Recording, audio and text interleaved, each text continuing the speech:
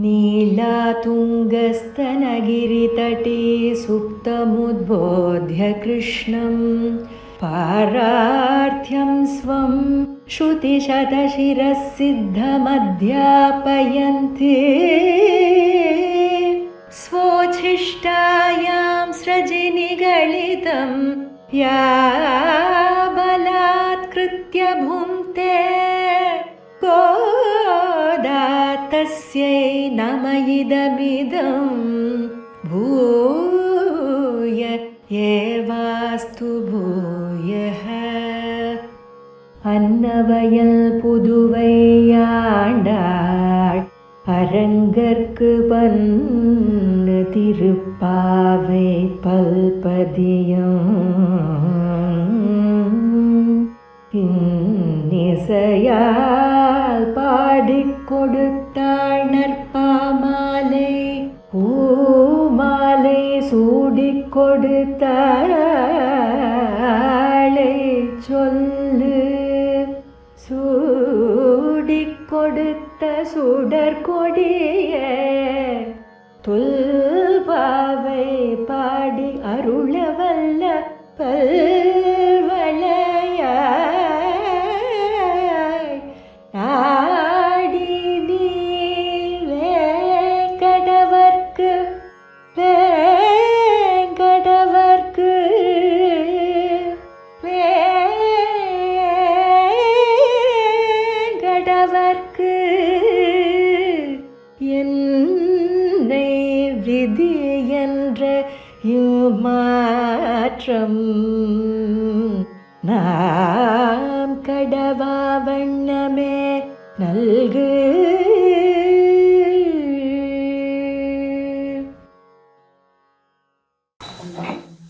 ஸ்ரீமதே ராமானுஜாய நமஹ. ஆழ்வாரியம் பெருமானார் தேசிகர் ஜீயர் திருவடிகளே சரணம். ஆண்டாள் திருவடிகளே சரணம். ஸ்ரீசைலேஷதயா பாத்திரம் தீபக்தியாதிகுணாத்மகம் யதீந்திர பிரவணம் வந்தே ரம்யஜா மாதரம் முனிம். ராமானுஜதயா பாத்திரம் ஞான வைராக்ய பூஷணம் ஸ்ரீமத் வெங்கடநாதார்யம் வந்தே வேதாந்த தேசிகம். யோ நித்யம் அச்சுதபதாம் புஜயுக்மருக்ம व्यामोहतस्तरितराणि तृणाय मेने अस्मद्गुरोर्भगवतोऽस्य दयैकसिन्धोः रामानुजस्य चरणौ शरणं प्रपद्ये. माता पिता युवतयस्तनया विभूतिः सर्वं यदेव नियमेन मदन्वयानाम्. आद्यस्य नः कुलपतेर्वकुलाभिरामम् श्रीमत्तदङ्घ्रियुगलं प्रणमामि मूर्ध्ना. भूतं सरश्च महदाह्वय भट्टनाथ श्रीभक्तिसारकुलशेखरयोगिवाहान् भक्ताङ्घ्रिरेणुपरकालयतीन्द्रमिश्रान् श्रीमत्पराङ्कुशमुनिं प्रणतोऽस्मि नित्यम्. लक्ष्मीनाथसमारम्भां नाथयापनमध्यमाम् अस्मदाचार्यपर्यन्तां वन्दे गुरुपरम्पराम्.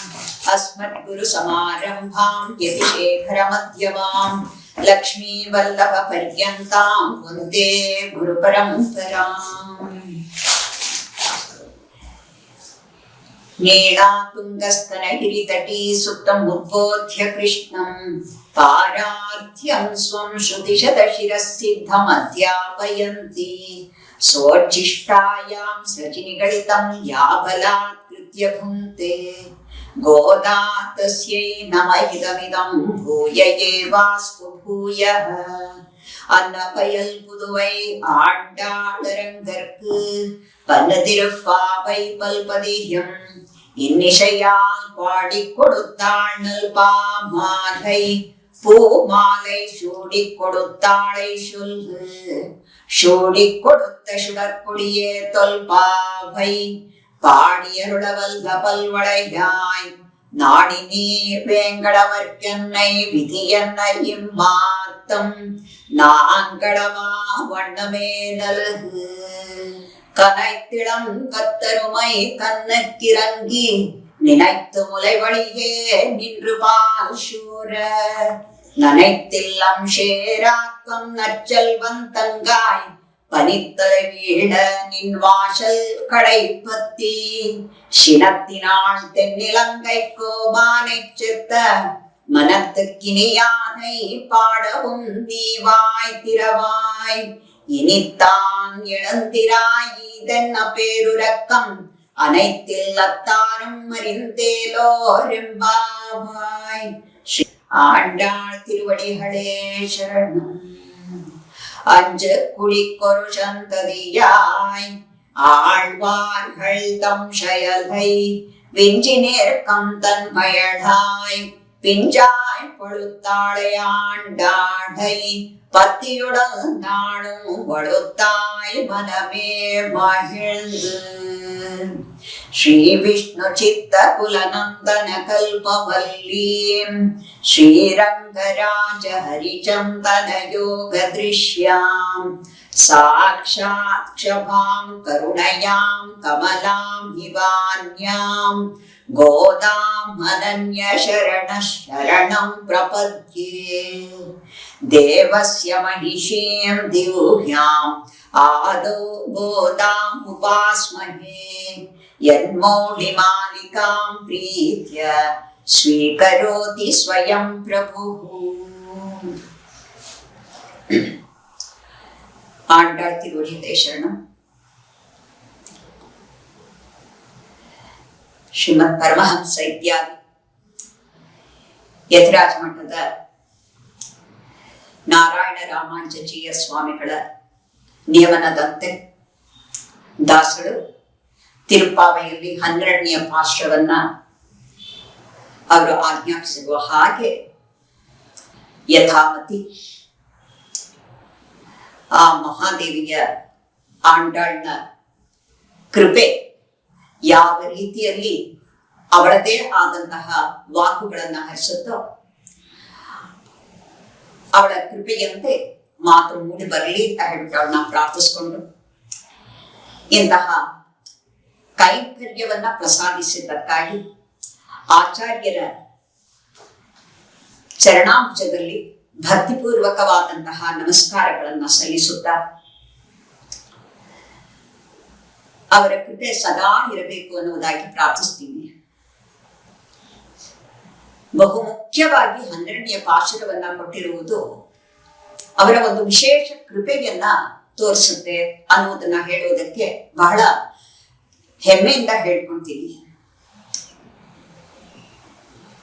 ಕನೈತ್ತಿಳಂ ಕತ್ತರುಮೈ ಕನ್ನಕ್ಕಿರಂಗಿ ನಿನೈತ್ತು ಮುಲೆವಳಿಗೆ ನಿಂಡ್ರು ಪಾಲ್ ಶೋರ.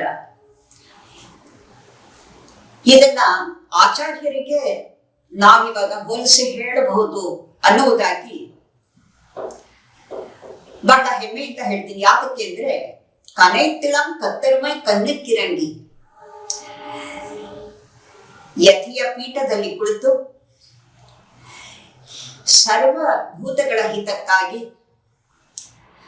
ದೇಶದಾದ್ಯಂತ ರಾಮಾನುಜರ ವಿಗ್ರಹಗಳನ್ನ ಪ್ರತಿಷ್ಠಾಪಿಸಿ ಅಲ್ಲಿ ಅವರ ತತ್ವ ವಿಚಾರವನ್ನ ಪ್ರಚಾರಗೊಳಿಸುವುದು ಅಷ್ಟೇ ಅಲ್ಲದೇನೆ ಪ್ರತಿನಿತ್ಯವೂ ಸಹ ದಿವ್ಯ ಪ್ರಬಂಧ ಧಾರ ಅನ್ನುವುದನ್ನ ಮನೆ ಮನೆಗೆ ಹರಿಸಿ ಮನವನ್ನ ತಟ್ಟಿ ಎಬ್ಬಿಸುವಂತಹ ಒಂದು ಮಹತ್ ಕಾರ್ಯವೇ ಇಲ್ಲಿ ಅವರದೇ ಆದಂತಹ ಒಂದು ವಿಚಾರವನ್ನ ಆಂಡಾಳ್ ಈ ತಿರುಪಾವೆಯಲ್ಲಿ ಹೇಳುತ್ತಿದ್ದಾಳೋ ಅನ್ನುವ ಹಾಗೆ ಕನೈತ್ತಿಳಂ ಕತ್ತರುಮೈ ಕನ್ನಕ್ಕಿರಂಗಿ ನಿನೈತ್ತು ಮುಲವಳಿಗೆ ನಿಂಡ್ರು ಪಾಲ್ ಶೋರ.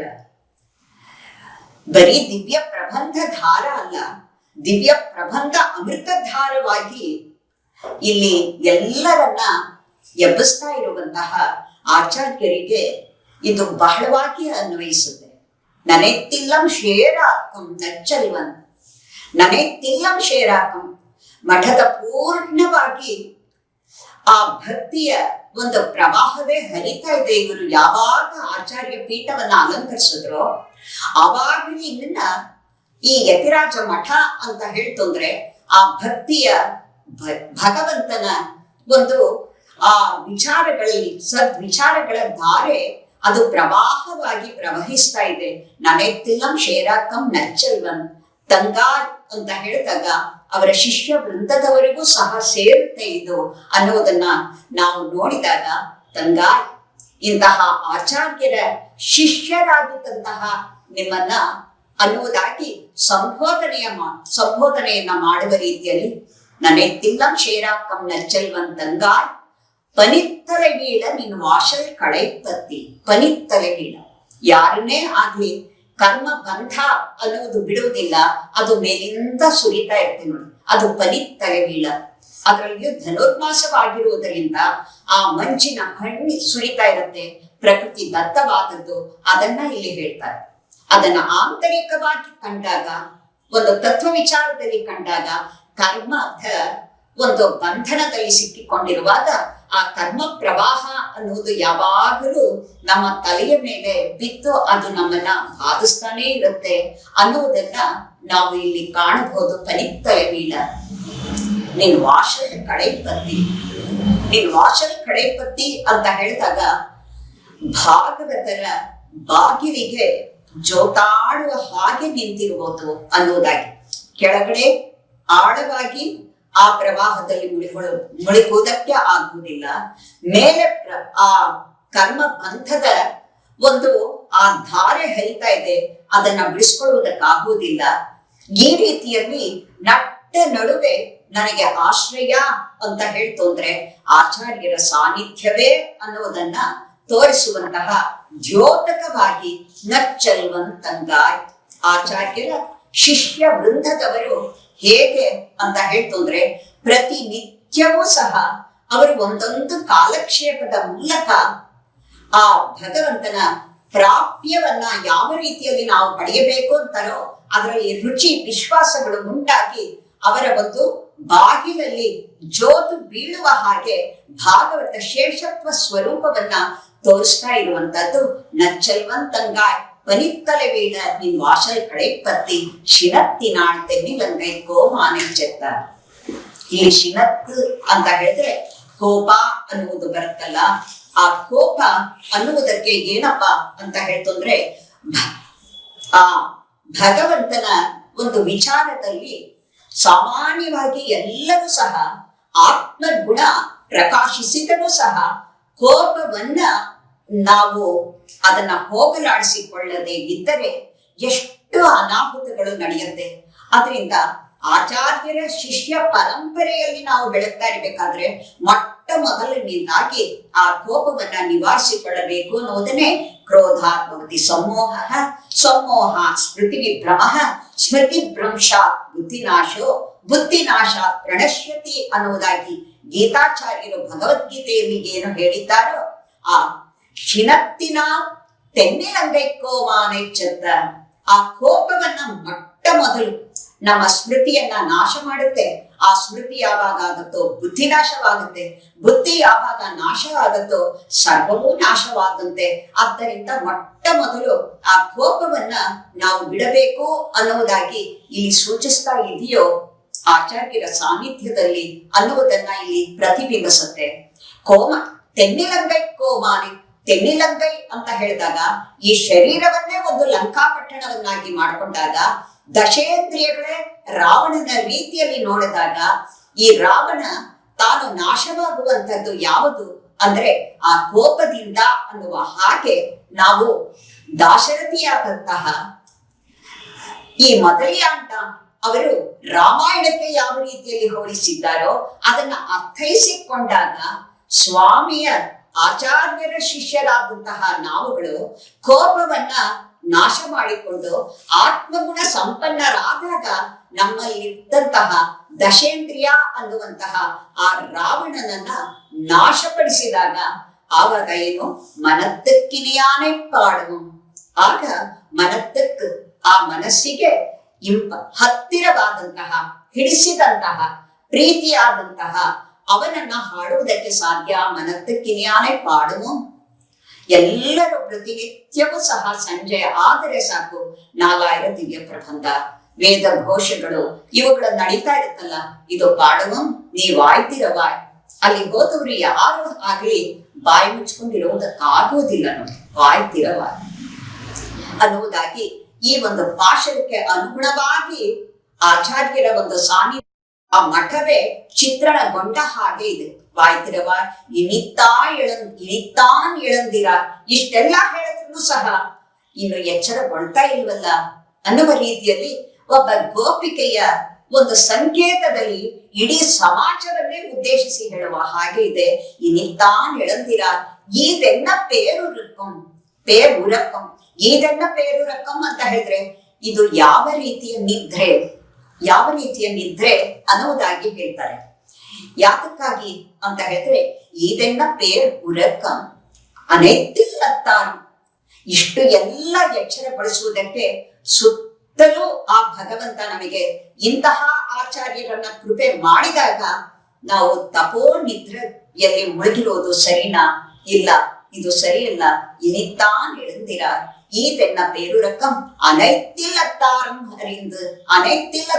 ಹರಿಂದ್ ಅಂದ್ರೆ ಇಡೀ ಲೋಕಕ್ಕೆ ಕೇಳಿಸುವ ಹಾಗೆ ಪೂರ್ಣವಾಗಿ ಆ ಮೆಗಾ ಚಾನೆಲ್ ಅಲ್ಲಿ ಲೋಕವನ್ನೇ ಎಚ್ಚರಿಸಿಕೊಳ್ತಾ ಇರ್ಬೇಕಾದ್ರೆ ನಾವು ಏನೂ ಇಲ್ಲದೆ ಇರುವ ರೀತಿಯಲ್ಲಿ ಅಚೇತನರಾಗಿ ಇರುವುದು ಸರಿಯಿಲ್ಲ ಅನ್ನುವ ರೀತಿಯಲ್ಲಿ ಹೋಲಿಸಿಕೊಂಡಾಗ ಇದು ಪೂರ್ಣವಾಗಿ ಆಚಾರ್ಯರಿಗೆ ಅನ್ವಯಿಸುವ ಹಾಗೆ ಭವಿಷ್ಯದ್ವಾಣಿಯನ್ನ ಗೀತೆಯ ಆ ಭಗವಂತ ಗೀತಾಚಾರ್ಯ ಯಾವ ರೀತಿಯಲ್ಲಿ ಹೇಳಿದ್ನೋ ಅದೇ ರೀತಿಯಲ್ಲಿ ಗೋದ ಭವಿಷ್ಯದ್ವಾಣಿಯಾಗಿ ಈ ಒಂದು ಭಾಷಣವನ್ನ ಈ ಆಚಾರ್ಯರಿಗೆ ಅನ್ವಯಿಸುವ ಹಾಗೆ ಪ್ರಸಾದಿಸಿದ್ದಾಳೋ ಅನ್ನುವಂತಹ ದಾಸಳ ಅನಿಸಿಕೆಯನ್ನ ಮೊಟ್ಟ ಮೊದಲು ಆಚಾರ್ಯರ ಪಾದಾರವಿಂದಗಳಿಗೆ ಸಮರ್ಪಿಸುತ್ತಾ ಈಗ ತಿರುಪಾವೆಗೆ ಇಳಿಯೋಣ ಅನ್ನುವುದಾಗಿ ವಿಚಾರವನ್ನ ತರೋಣ ಅಂತ ಹೇಳಿಬಿಟ್ಟು ತಮ್ಮನ್ನ ನಾನು ಕೇಳ್ಕೊಳ್ತಾ ಇದ್ದೀನಿ. ತಿರುಪ್ಪಾವೈ ಅಂತ ಹೇಳಿದ್ರೇನೆ ತಿರು ಶ್ರೇಷ್ಠವಾದಂತಹ ಪಾವೈ ವ್ರತ. ಶ್ರೇಷ್ಠವಾದಂತಹ ವ್ರತ ಯಾವುದು ಅಂತ ಹೇಳಿದ್ರೆ ಆಚಾರ್ಯಾಭಿಮಾನವೇ ಶ್ರೇಷ್ಠವಾದಂತಹ ಆ ವ್ರತ. ಆಚಾರ್ಯಾಭಿಮಾನವನ್ನ ತೋರಿಸಿಕೊಡುವುದಕ್ಕಾಗಿಯೇ ಒಂದು ಗೋದೆಯ ಅವತಾರ ಅಂತ ಹೇಳ್ಬೋದು. ಗೋದೆಯೇ ಆಚಾರ್ಯಣಿಯಾಗಿ ಅವಳು ನಮಗೆ ಬೋಧಿಸಿದ್ದು ಅಂದ್ರೆ ತಿರುಪ್ಪಾವೆ. ಈ ತಿರುಪ್ಪಾವೆಯಲ್ಲಿ ಅವಳು ಮೊಟ್ಟ ಮೊದಲನೆಯದಾಗಿ ಹೇಳಿದ್ದು ಏನು ಅಂತ ಹೇಳಿದ್ರೆ ಅವಳೇ ಹೇಳುವ ಹಾಗೆ நல்லவென்தோழி நாகனை விஷய நம்பர ஷல்வர் பெரிய சிறுமானிடவர் நாம் சைவதேன் விழிப்புதுவை விட்டு சித்தர் தங்கள் தேவரே வல்ல ಪರಿಶ ವರುವಿಪ್ಪರೆ ಅದು ಕಾಂಡುಮೆ. ನಾಚ್ಯ ತಿರುಮಣಿಯಲ್ಲಿ ಆಂಡಾಳ್ ಹೇಳಿರುವಂತಹ ಮಾತು ಇದು ಬಹಳವಾಗಿ. ಭಗವಂತ ಆಚಾರ್ಯರ ಕೃಪೆ ಇಲ್ಲದೆ ಅವನು ನಮಗೆ ಒಲಿಯಲಾರ. ಕಾರಣ ಏನಪ್ಪಾ ಅಂದ್ರೆ ಆಚಾರ್ಯರಿಗೆ ಭಗವಂತನನ್ನ ಒಲಿಸುವುದು ಹೇಗೆ ಅಂತ ಗೊತ್ತು, ಅವನಲ್ಲಿ ಹೇಗೆ ಮಾತಾಡಬೇಕು ಅನ್ನುವುದು ಗೊತ್ತು, ಅವನನ್ನ ಹೇಗೆ ಬರಮಾಡಿಕೊಳ್ಳಬಹುದು ಅನ್ನುವುದು ಗೊತ್ತು. ಅದನ್ನ ಇಲ್ಲಿ ಹೇಳ್ತಾಳೆ, ವಿಲ್ಲಿ ಪುದುವೆ ವಿಟ್ಟು ಸಿಕ್ತರ್ ತಂಗಳ್ ತೇವರೆ. ಇಲ್ಲಿ ವಿಟ್ಟು ಸಿಕ್ತರ್ ತೇವರೆ ಅಂತ ಹೇಳಿಲ್ಲ, ತಂಗಳ್ ತೇವರೆ ಅಂತ ಹೇಳಿದಾಗ ಅವರ ದೇವರು ಅಂತ ಹೇಳಿದ್ರು. ಕಾರಣ ಏನಪ್ಪ ಅಂತ ಹೇಳಿದ್ರೆ ನಾಹಣೆ ವಿಷಯ ನಂಪರ ಆದಿಶೇಷ ಶೈಲನಾದಂತಹವನು ನಂಪರ ಅಂದ್ರೆ ಬಹಳ ಮೇಲೆ ಇರುವಂತಹವನು, ಪರತ್ವವುಳ್ಳಂತಹವನು, ಪರತ್ವ ಸ್ವಭಾವ, ಕೈಗೆ ಎಟಕಲಾರದ ಶಲ್ವರ್ ಪೆರಿಯ. ಅವ್ರಿಗೇನಪ್ಪಾ ಶಲ್ವರ್ ಅಂದ್ರೆ ಶ್ರೀ ಭೂ ನೀಳಾ ಸಮೇತನಾದಂತಹ ಉಭಯ ವಿಭೂತಿಮಾನ್ ಆಗಿರುವುದರಿಂದ ಅವರು ಶಲ್ವರ್ ಪೆರಿಯ ಹಿರಿಯನಾದಂತಹವನು. ಆದ್ರೆ ನಾವು ಶಿರುಮಾನಿಡವರು, ಹುಲು ಮಾನವರು. ನಾವ್ ಶೈವತ್ಯನ್ ನಾವ್ ಏನ್ ಮಾಡ್ತೀವಿ ಅನ್ನುವುದಾಗಿ ಅವಳೇ ಹೇಳ್ಬೇಕಂದ್ರೆ ನಮ್ಮಂತಹವರ ಗತಿ ಏನೋ. ಅದರಿಂದ ಅವಳೇ ಅವರ ಆಚಾರ್ಯ ಸ್ಥಾನದಲ್ಲಿ ಇದ್ದಂತಹ ಆ ವಿಷ್ಣು ಚಿತ್ತರನ್ನ ಹೇಳಿದಾಗ ನಾವು ನಮ್ಮ ಆಚಾರ್ಯರನ್ನೇ ಇಟ್ಟು ನಾವು ಮುಂದೆ ಹೋಗಬೇಕು ಅನ್ನುವಂತಹ ಒಂದು ಆಚಾರ್ಯ ಅಭಿಮಾನವನ್ನ ತೋರಿಸುವಂತಹ ಆಂಟಾಳ್ನ ಹಿರಿಮೆ ಎಲ್ಲ ಈ ಒಂದು ಭಾಷಣದಲ್ಲಿ ಅಡಗಿದೆ. ಇದನ್ನ ಸ್ವಾಪದೇಶದಲ್ಲಿ ಹೇಳ್ತಾರೆ. ಈ ಸುಪ್ರಭಾತ ಭಾಗವತ ಸುಪ್ರಭಾತ ಪ್ರಕರಣದಲ್ಲಿ ಎರಡೆರಡು ಪಾಶಗಳನ್ನ ಒಂದೊಂದು ಮಾಡಿದಾಗ ಇಲ್ಲಿ ಆ ನೋತ್ತುಚ್ಚುವರ್ಕಂ ಮತ್ತೆ ತೂಪಣಿ ಮಾಡತ್ತು ನೋತ್ತುಚ್ಚುವರ್ಕಂ, ಇದು ಎರಡರೂ ಸಹ ಶರಣಾಗತಿಯಲ್ಲಿ ಸ್ವಗತ ಸ್ವೀಕಾರ ಪರಗತ ಸ್ವೀಕಾರ ಅನ್ನುವುದು ಹೇಗೆ ಇದೆಯೋ ಅದೇ ರೀತಿಯಲ್ಲಿ ಕತ್ತುಕ್ಕರವೈ ಮತ್ತೆ ಕನೈತಿಳಂ ಕತ್ತರುಮೆ, ಈ 11-12 ಪಾಶರಗಳು ಆಚಾರ್ಯರ ಶರಣಾಗತಿಯಲ್ಲಿ, ಅದರಲ್ಲಿ ಪರಗತ ಸ್ವೀಕಾರ ಸ್ವಗತ ಸ್ವೀಕಾರ 11ನೇದು, ಪರಗತ ಸ್ವೀಕಾರ 12ನೇದು ಅನ್ನುವುದಾಗಿ ಹೇಳ್ತಾರೆ. ಆದ್ದರಿಂದ ಆಚಾರ್ಯಾಭಿಮಾನ ಅನ್ನುವುದಂಥದ್ದು ಆಚಾರ್ಯರೇ ಅವರಾಗಿಯೇ ನಮ್ಮನ್ನ ಸ್ವೀಕಾರವನ್ನ ಮಾಡ್ಕೊಳ್ತಾರೆ ವಿನಃ ನಾವಾಗಿ ಅನ್ನುವುದಲ್ಲ ಅನ್ನುವುದನ್ನ ಇಲ್ಲಿ ನಿನೈತ್ತು ಮುಲೆವಳಿಗೆ ನಿಂಡ್ರು ಪಾಲ್ಶೋರ ಅನ್ನುವುದಾಗಿ ಆಚಾರ್ಯರ ಅಭಿಮಾನ. ಅವರ ಒಂದು ಯಾವಾಗಲೂ ಆಚಾರ್ಯರು ಶಿಷ್ಯನ ಆತ್ಮೋಜ್ಜೀವನದ ಚಿಂತೆಯಲ್ಲಿ ಇರ್ತಾನಂತೆ, ಆದ್ರೆ ಶಿಷ್ಯರು ಆಚಾರ್ಯರ ದೇಹದ ಚಿಂತೆಯಲ್ಲಿ ಇರ್ತಾನಂತೆ. ಯಾಕೆಂದ್ರೆ ಅವರ ಒಂದು ದೇಹವನ್ನ ನಾವು ಎಷ್ಟು ಚೆನ್ನಾಗಿ ನೋಡ್ಕೊಂತೀವೋ ಅಷ್ಟು ನಮಗೆ ಲೋಕೋಜ್ಜೀವನಕ್ಕೆ ದಾರಿಯನ್ನ ತೋರಿಸುವುದಕ್ಕೆ ಅವರು ಚೆನ್ನಾಗಿರ್ತಾರೆ ಅಂತ ಹೇಳ್ತು. ಯಾವಾಗಲೂ ಗುರುಗಳ ಒಂದು ದೇಹ ಚಿಂತನೆಯಲ್ಲಿ ಶಿಷ್ಯನಿರಬೇಕು. ಆಳ್ವಾರುಗಳು ಯಾವಾಗಲೂ ಶಿಷ್ಯರ ಒಂದು ಆ ಉಜ್ಜೀವನದಲ್ಲಿ ಆತ್ಮೋಜ್ಜೀವನದಲ್ಲಿ ಅವರ ಪ್ರವರ್ತರಾಗಿರುತ್ತಾರೆ, ಅದರ ಬಗ್ಗೆಯೇ ನಿಲ್ಲಿತಾರೆ ಎನ್ನುವುದನ್ನ ಕನೆತ್ತಿಳಂ ಕತ್ತರುಮೈ ಅನ್ನುವಂತಹ ಪಾಶರದಲ್ಲಿ ನಾವು ನೋಡ್ಬೋದು. ಇವಾಗ ಪಾಶರದ ಒಂದು ಸಾಮಾನ್ಯ ಅರ್ಥವನ್ನ ನೋಡೋಣ. ಕನೆತ್ತಿಳಂ ಕತ್ತರುಮೈ, ಕನೆತ್ತು ಅಂತ ಹೇಳ್ತು ಅಂದ್ರೆ ಈ ಹಸುಗಳು ಕಿರುಚಿಕೊಳ್ಳುವುದಕ್ಕೆ. ಯಾಕೆ ಸಾಮಾನ್ಯವಾಗಿ ಪ್ರಾಣಿ ಕಿರ್ಚಿಕೊಳ್ಳೋದು ಏನಪ್ಪಾ ಅಂದ್ರೆ ತಮಗೆ ತೊಂದರೆ ಆದಾಗ ಅದನ್ನ ಹೇಳ್ಕೊಳ್ಳೋದಕ್ಕಾಗೋದಿಲ್ಲ. ಯಾವಾಗ ಹೇಳ್ಕೊಳ್ಳುವುದಕ್ಕಾಗೋದಿಲ್ವೋ ಅವುಗಳು ಕಿರ್ಚಿಕೊಳ್ಳುತ್ತೆ. ಆ ಹಸುಗಳು ಎಮ್ಮೆಗಳು ಕಿರ್ಚಿಕೊಳ್ಳುವುದಕ್ಕೆ ಕನೈತು.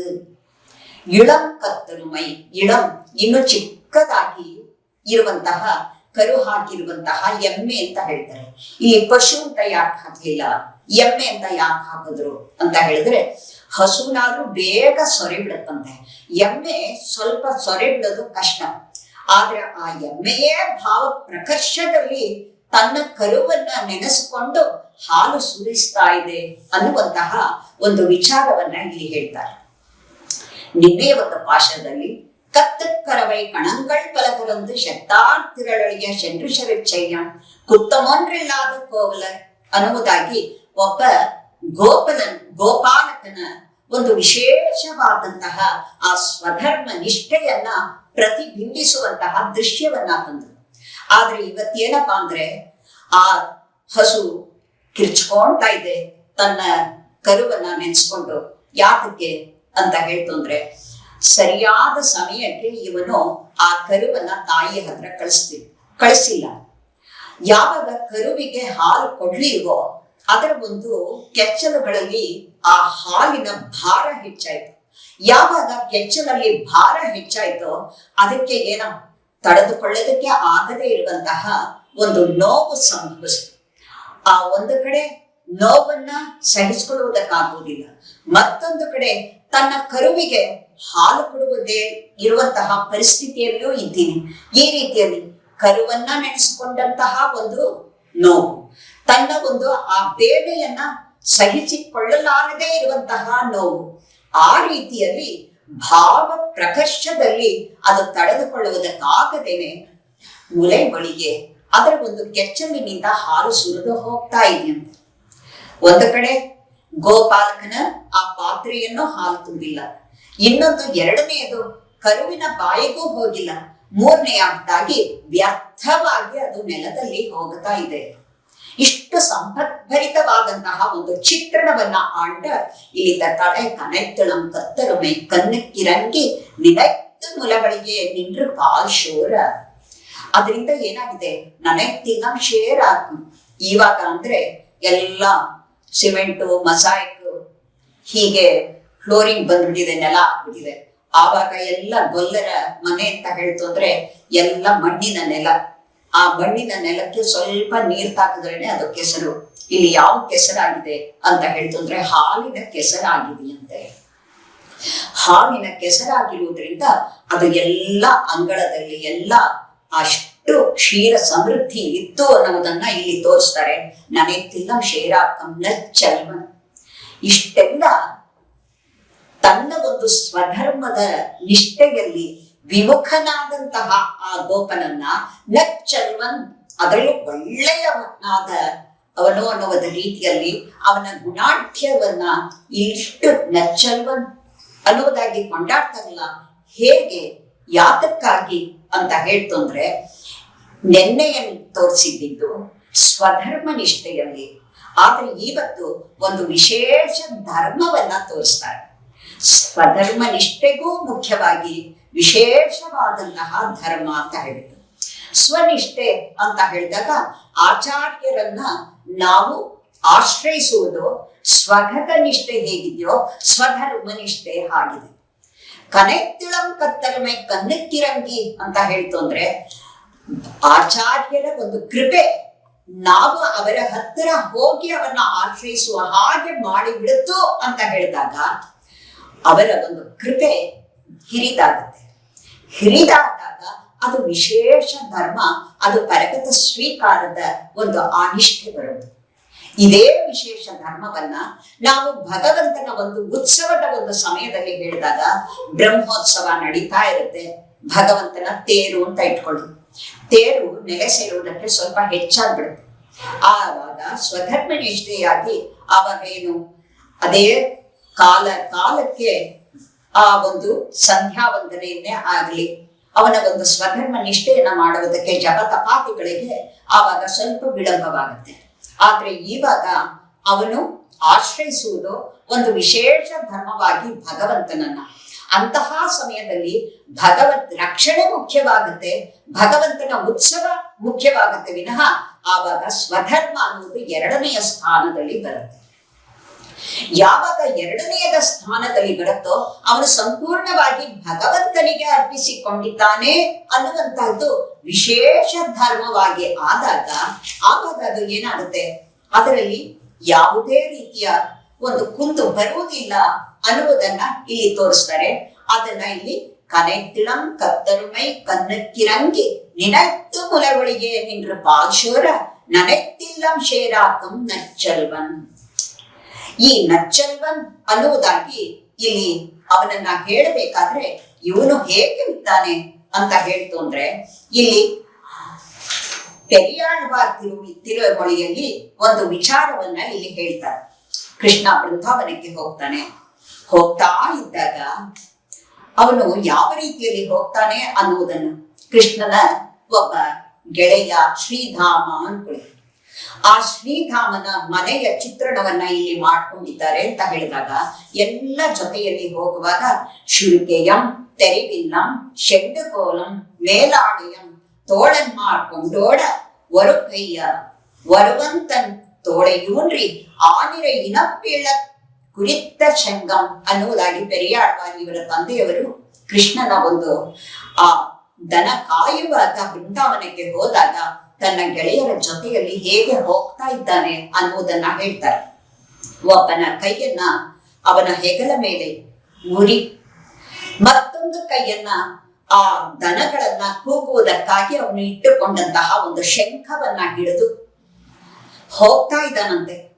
ಇವನು ತಂದಂತಹ ಆ ಶುರಿಕೆಯಂ ತೆರಿವಿಲ್ಲಂ ಶೆಂಡಕೋಲಂ ಮೇಲಾಡೆಯಂ ಏನಪ್ಪಾ ಅಂದ್ರೆ, ಅಲ್ಲಿ ಆಟ ಆಡುವುದಕ್ಕೆ ಇವ್ರಿಗೆ ಏನೇನು ತೆಗೆದುಕೊಂಡು ಹೋಗ್ತಾ ಇದ್ರು, ಒಂದು ಬಿಲ್ಲನ್ನ ಮತ್ತೆ ಚೆಂಡನ್ನ ಮತ್ತೆ ಅವನು ಮೇಲೆ ಹೊತ್ತಿದಂತಹ ಆ ಹೊದಿಕೆಯನ್ನ, ಇದನ್ನೆಲ್ಲ ಅಲ್ಲಿರುವಂತಹ ಜೊತೆಗಾರರು ಹೊತ್ತುಕೊಂಡು ಹೋಗ್ತಾ ಇದ್ರು. ಅದನ್ನ ಇಲ್ಲಿ ಹೇಳ್ತಾ ಇದ್ದಾರೆ. ಹೀಗೆ ಆ ಶೆಲ್ವನ್ ಅಂತ ಹೇಳ್ತು ಅಂದ್ರೆ ಆ ಭಗವತ್ ಕೈಂಕರ್ಯಕ್ಕೆ ಹೋಗ್ತಾ ಇದ್ದ ವಿನಃ ಭವದ ಒಂದು ವ್ಯಾಪಾರಕ್ಕಾಗಿ ಅವನು ಹೋಗಿರಲಿಲ್ಲ. ಆದ್ದರಿಂದ ಅವನನ್ನ ನಚ್ಚಲ್ವನ್, ಭಗವಂತನ ಹಿಂದೆಯೇ ತಿರುಗುವವನಾದ್ದರಿಂದ, ಇದು ವಿಶೇಷ ಧರ್ಮವಾದ್ದರಿಂದ, ಇದು ಸ್ವಧರ್ಮ ನಿಷ್ಠೆಯಲ್ಲಿ ಅವನು ವಿಮುಖನಾದರೂ ಅದು ಧರ್ಮಕ್ಕೆ ಅನುಗುಣವಾಗಿದೆ ಅನ್ನುವುದನ್ನ ತೋರಿಸುವುದಕ್ಕಾಗಿ ಇಲ್ಲಿ ನಚ್ಚಲ್ವನ್ ತಂಗಾಯ್, ಅಂತಹ ನಚ್ಚಲ್ವನ್ ಇದೆ. ನಮ್ಮಾಳ್ವಾರ್ ಆ ಭಗವಂತನನ್ನ ನೋಡಿ ತಾವು ಅವನ ಒಂದು ಕೈಂಕರ್ಯದಲ್ಲಿ ಬಹಳವಾಗಿ ಇಳಿದು, ಅಯ್ಯೋ ನನಗೆ ಸಿಗ್ತಾ ಇಲ್ವಲ್ಲ, ಸದಾ ನೀನು ಆ ಶಂಖ ಚಕ್ರ ಆ ಪಂಚಾಯುಧಗಳನ್ನ ಹಿಡ್ಕೊಂಡು ಹೊತ್ಕೊಂಡು ಹೋಗ್ತೀಯಲ್ಲ, ಅದನ್ನ ಹೊತ್ಕೊಳ್ಳೋದಕ್ಕೂ ಸಹ ಒಬ್ರು ಇಲ್ವಲ್ಲ, ಎಷ್ಟು ನಿನ್ ಕೈ ನೋವುತ್ತೋ ಅನ್ನುವುದಾಗಿ ಮನಕರೆಗೆ ಹಾಡುವಾಗ, ವಾಡಂ ವಿಲ್ಲಂ ಕೊಂಡು ಪಿಂಪೋರ್ ಮತ್ತಿಲ್ಲೇ ನಾಡು ನಾಡುವ ನಡಿಯೇ ಜ್ಞಾಲತೆ. ಈ ಒಂದು ಲೋಕದಲ್ಲಿ ಅವನ ಒಂದು ಆಯುಧಗಳನ್ನ ಹೊತ್ತುಕೊಂಡು ಹೋಗುವವರು ಯಾರೂ ಇಲ್ವಲ್ಲ ಅನ್ನುವುದಾಗಿ ನಾಡಂ ನಾಡಂ ನಾಡಾವ ನಡಿಯೇ, ಅಯ್ಯೋ ಹೀಗೆ ನಿನ್ಗೆ ಆಗ್ತಾ ಇಲ್ವಲ್ಲ ಅನ್ನುವ ರೀತಿಯಲ್ಲಿ ಸುತ್ತಾಡಿಕೊಂಡು ನಾನು ತುಂಬಾ ಪರಿತಪಿಸ್ತಾ ಇದ್ದೀನಪ್ಪ, ನನಗೆ ಆ ಕೈಂಕರ್ಯವನ್ನ ಅದನ್ನ ಹೊತ್ತುಕೊಂಡು ಹೋಗುವುದಕ್ಕಾಗೂ ಕೊಡು ಅನ್ನುವುದಾಗಿ ಕೇಳುವಂತಹ ಒಂದು ಆ ಆಳ್ವಾರರ ಒಂದು ಆಂತರಿಕವಾದಂತಹ ಭಕ್ತಿಯಲ್ಲಿ ಭಗವಂತನ ಒಂದು ಆಯುಧಗಳನ್ನಾದರೂ ಹೊತ್ತು ಅವನ ಕೈಂಕರ್ಯವನ್ನ ಮಾಡುವುದಕ್ಕೆ ಅವನ ಹಿಂದೆ ಹೋಗಬೇಕು. ಅಷ್ಟು ಭಾರವನ್ನ ಹೊತ್ತಿದಾನಲ್ಲ ಅನ್ನುವ ಹಾಗೆ ಭಕ್ತಿಯಲ್ಲಿ ಹೃದಯ ಕರಗಿ ಹಾಡ್ತಾರಲ್ಲ, ಆ ರೀತಿಯಲ್ಲಿ ಇರುವಂತಹ ಒಬ್ಬ ಸ್ವಭಾವದ ಗೋಪ ಇಲ್ಲಿ ಅವನನ್ನ ನಚ್ಚಲ್ವನ್ ಅನ್ನುವುದಾಗಿ ಹೇಳ್ತಾರೆ. ಅವನ ತಂಗಿಯಾದಂತಹ ಅವಳು ನೀನು. ಅವನು ಮತ್ತೆ ಏನಪ್ಪಾ, ಶೇಲೈ ಕಣ್ಣಿಯರಂ ಪೆರಂ ಶೆಲ್ವಂ ನನ್ ಮಕ್ಕಳಂ ಮೇಲಾಯ್ ತಾಯ್ ತಂದೆಯಂ ಅವರೇ ಇನ್ಯಾವಾರೆ ಅನ್ನುವುದಾಗಿ ಇರುವಂತಹ ಆ ಗೋಪನ ಒಂದು ಸ್ವಭಾವವನ್ನ ಮತ್ತೊಂದು ಪಾಶದಲ್ಲಿ ಶೇಲೈ ಕಣ್ಣಿಯರಂ, ಕಣ್ಣಿನ ಸೊಬಗಿಗೆ ಮಾರು ಹೋಗುವಂತಹ ಗಂಡಸರು ಹೆಚ್ಚು, ಅದಕ್ಕೆ ಇಲ್ಲಿ ಹೇಳ್ತಾರೆ. ಪೆರಂ ಶೆಲ್ವಂ, ಅದರಲ್ಲಿಯೂ ಅತಿಯಾದಂತಹ ವಿಪುಲವಾದಂತಹ ಸಿರಿ ಇದೆ. ನನ್ನ ಮಕ್ಕಳು ಒಳ್ಳೆಯ ಮಕ್ಕಳು ಇದ್ದಾರೆ. ಮೇಲಾಯ ತಾಯಿ ತಂದೆಯ, ಅದಕ್ಕೂ ಮೇಲೆ ಒಳ್ಳೆಯ ತಂದೆ ತಾಯಿಗಳು ಇದ್ರೆ ಯಾರಿಗೆ ತಾನೇ ಭಗವಂತನ ಕಡೆಗೆ ಮನಸ್ಸು ಹೋಗುತ್ತೆ ನೋಡಿ, ಇಲ್ಲೇ ಹೇಳೋದು ಹಾಕ್ಬಿಡುತ್ತೆ. ಆದ್ರೆ ಇಲ್ಲಿ ಹೇಳ್ತಾರೆ, ಇವುಗಳು ಎಲ್ಲವೂ ಸಹ ಅವರೇ ಇನಿ ಆಗ್ತಾರೆ, ಅವರೇ ಇನಿ ಆವಾರೆ. ನನಗೆ ಎಲ್ಲ ಸಕಲ ವಿಧವಾದಂತಹ ಸಿರಿ ಐಶ್ವರ್ಯ, ಮಕ್ಕಳನ್ನ, ತಂದೆ ತಾಯಿಗಳನ್ನ, ಎಲ್ಲ ರೀತಿಯ ಸೊಬಗನ್ನು ಸಹ ಭಗವಂತನಲ್ಲಿಯೇ ನಾನು ಕಾಣ್ತೀನಿ ಅಂತ ಹೇಳ್ಬಿಟ್ಟು ಸರ್ವ ಬಂಧುತ್ವವನ್ನು ಕಾಣುವಂತಹ ಸ್ವಭಾವ ಇರುವುದರಿಂದ ಇವನನ್ನ ನಚ್ಚಲ್ವನ್ ಅನ್ನುವುದಾಗಿ ಹೇಳ್ತಾರೆ. ತಂಗಾಯ್ ಅಂತಹ ಆ ಒಬ್ಬ ಗೋಪನಿಗೆ ತಂದೆಯಾಗಿ ಇರುವಂತಹವಳು ನೀನು. ನೋಡು, ನಮ್ಮ ಪರಿಸ್ಥಿತಿಯನ್ನ ಅರ್ಥ ಮಾಡ್ಕೊಳ್ತಾ ಇದೆಯಲ್ಲ, ಏನು ಪರಿತ್ತಲೆ ವೀಳ ನೀನ್ ವಾಶಲ್ ಕಡೆ ಬರ್ತೀನಿ. ಆವಾಗ ಒಳಗಡೆಯ ಒಂದು ಧ್ವನಿಯನ್ನ ತರ್ತಾರೆ ಇಲ್ಲಿ ತೆರೆಯವಾಚಾನ್ ಪಿಳ್ಳೆಗಳು. ಅದ್ರಲ್ಲಿ ಏನ್ ಹೇಳ್ತಾರೆ, ತಂಗಾಯ್ ಅಂತ.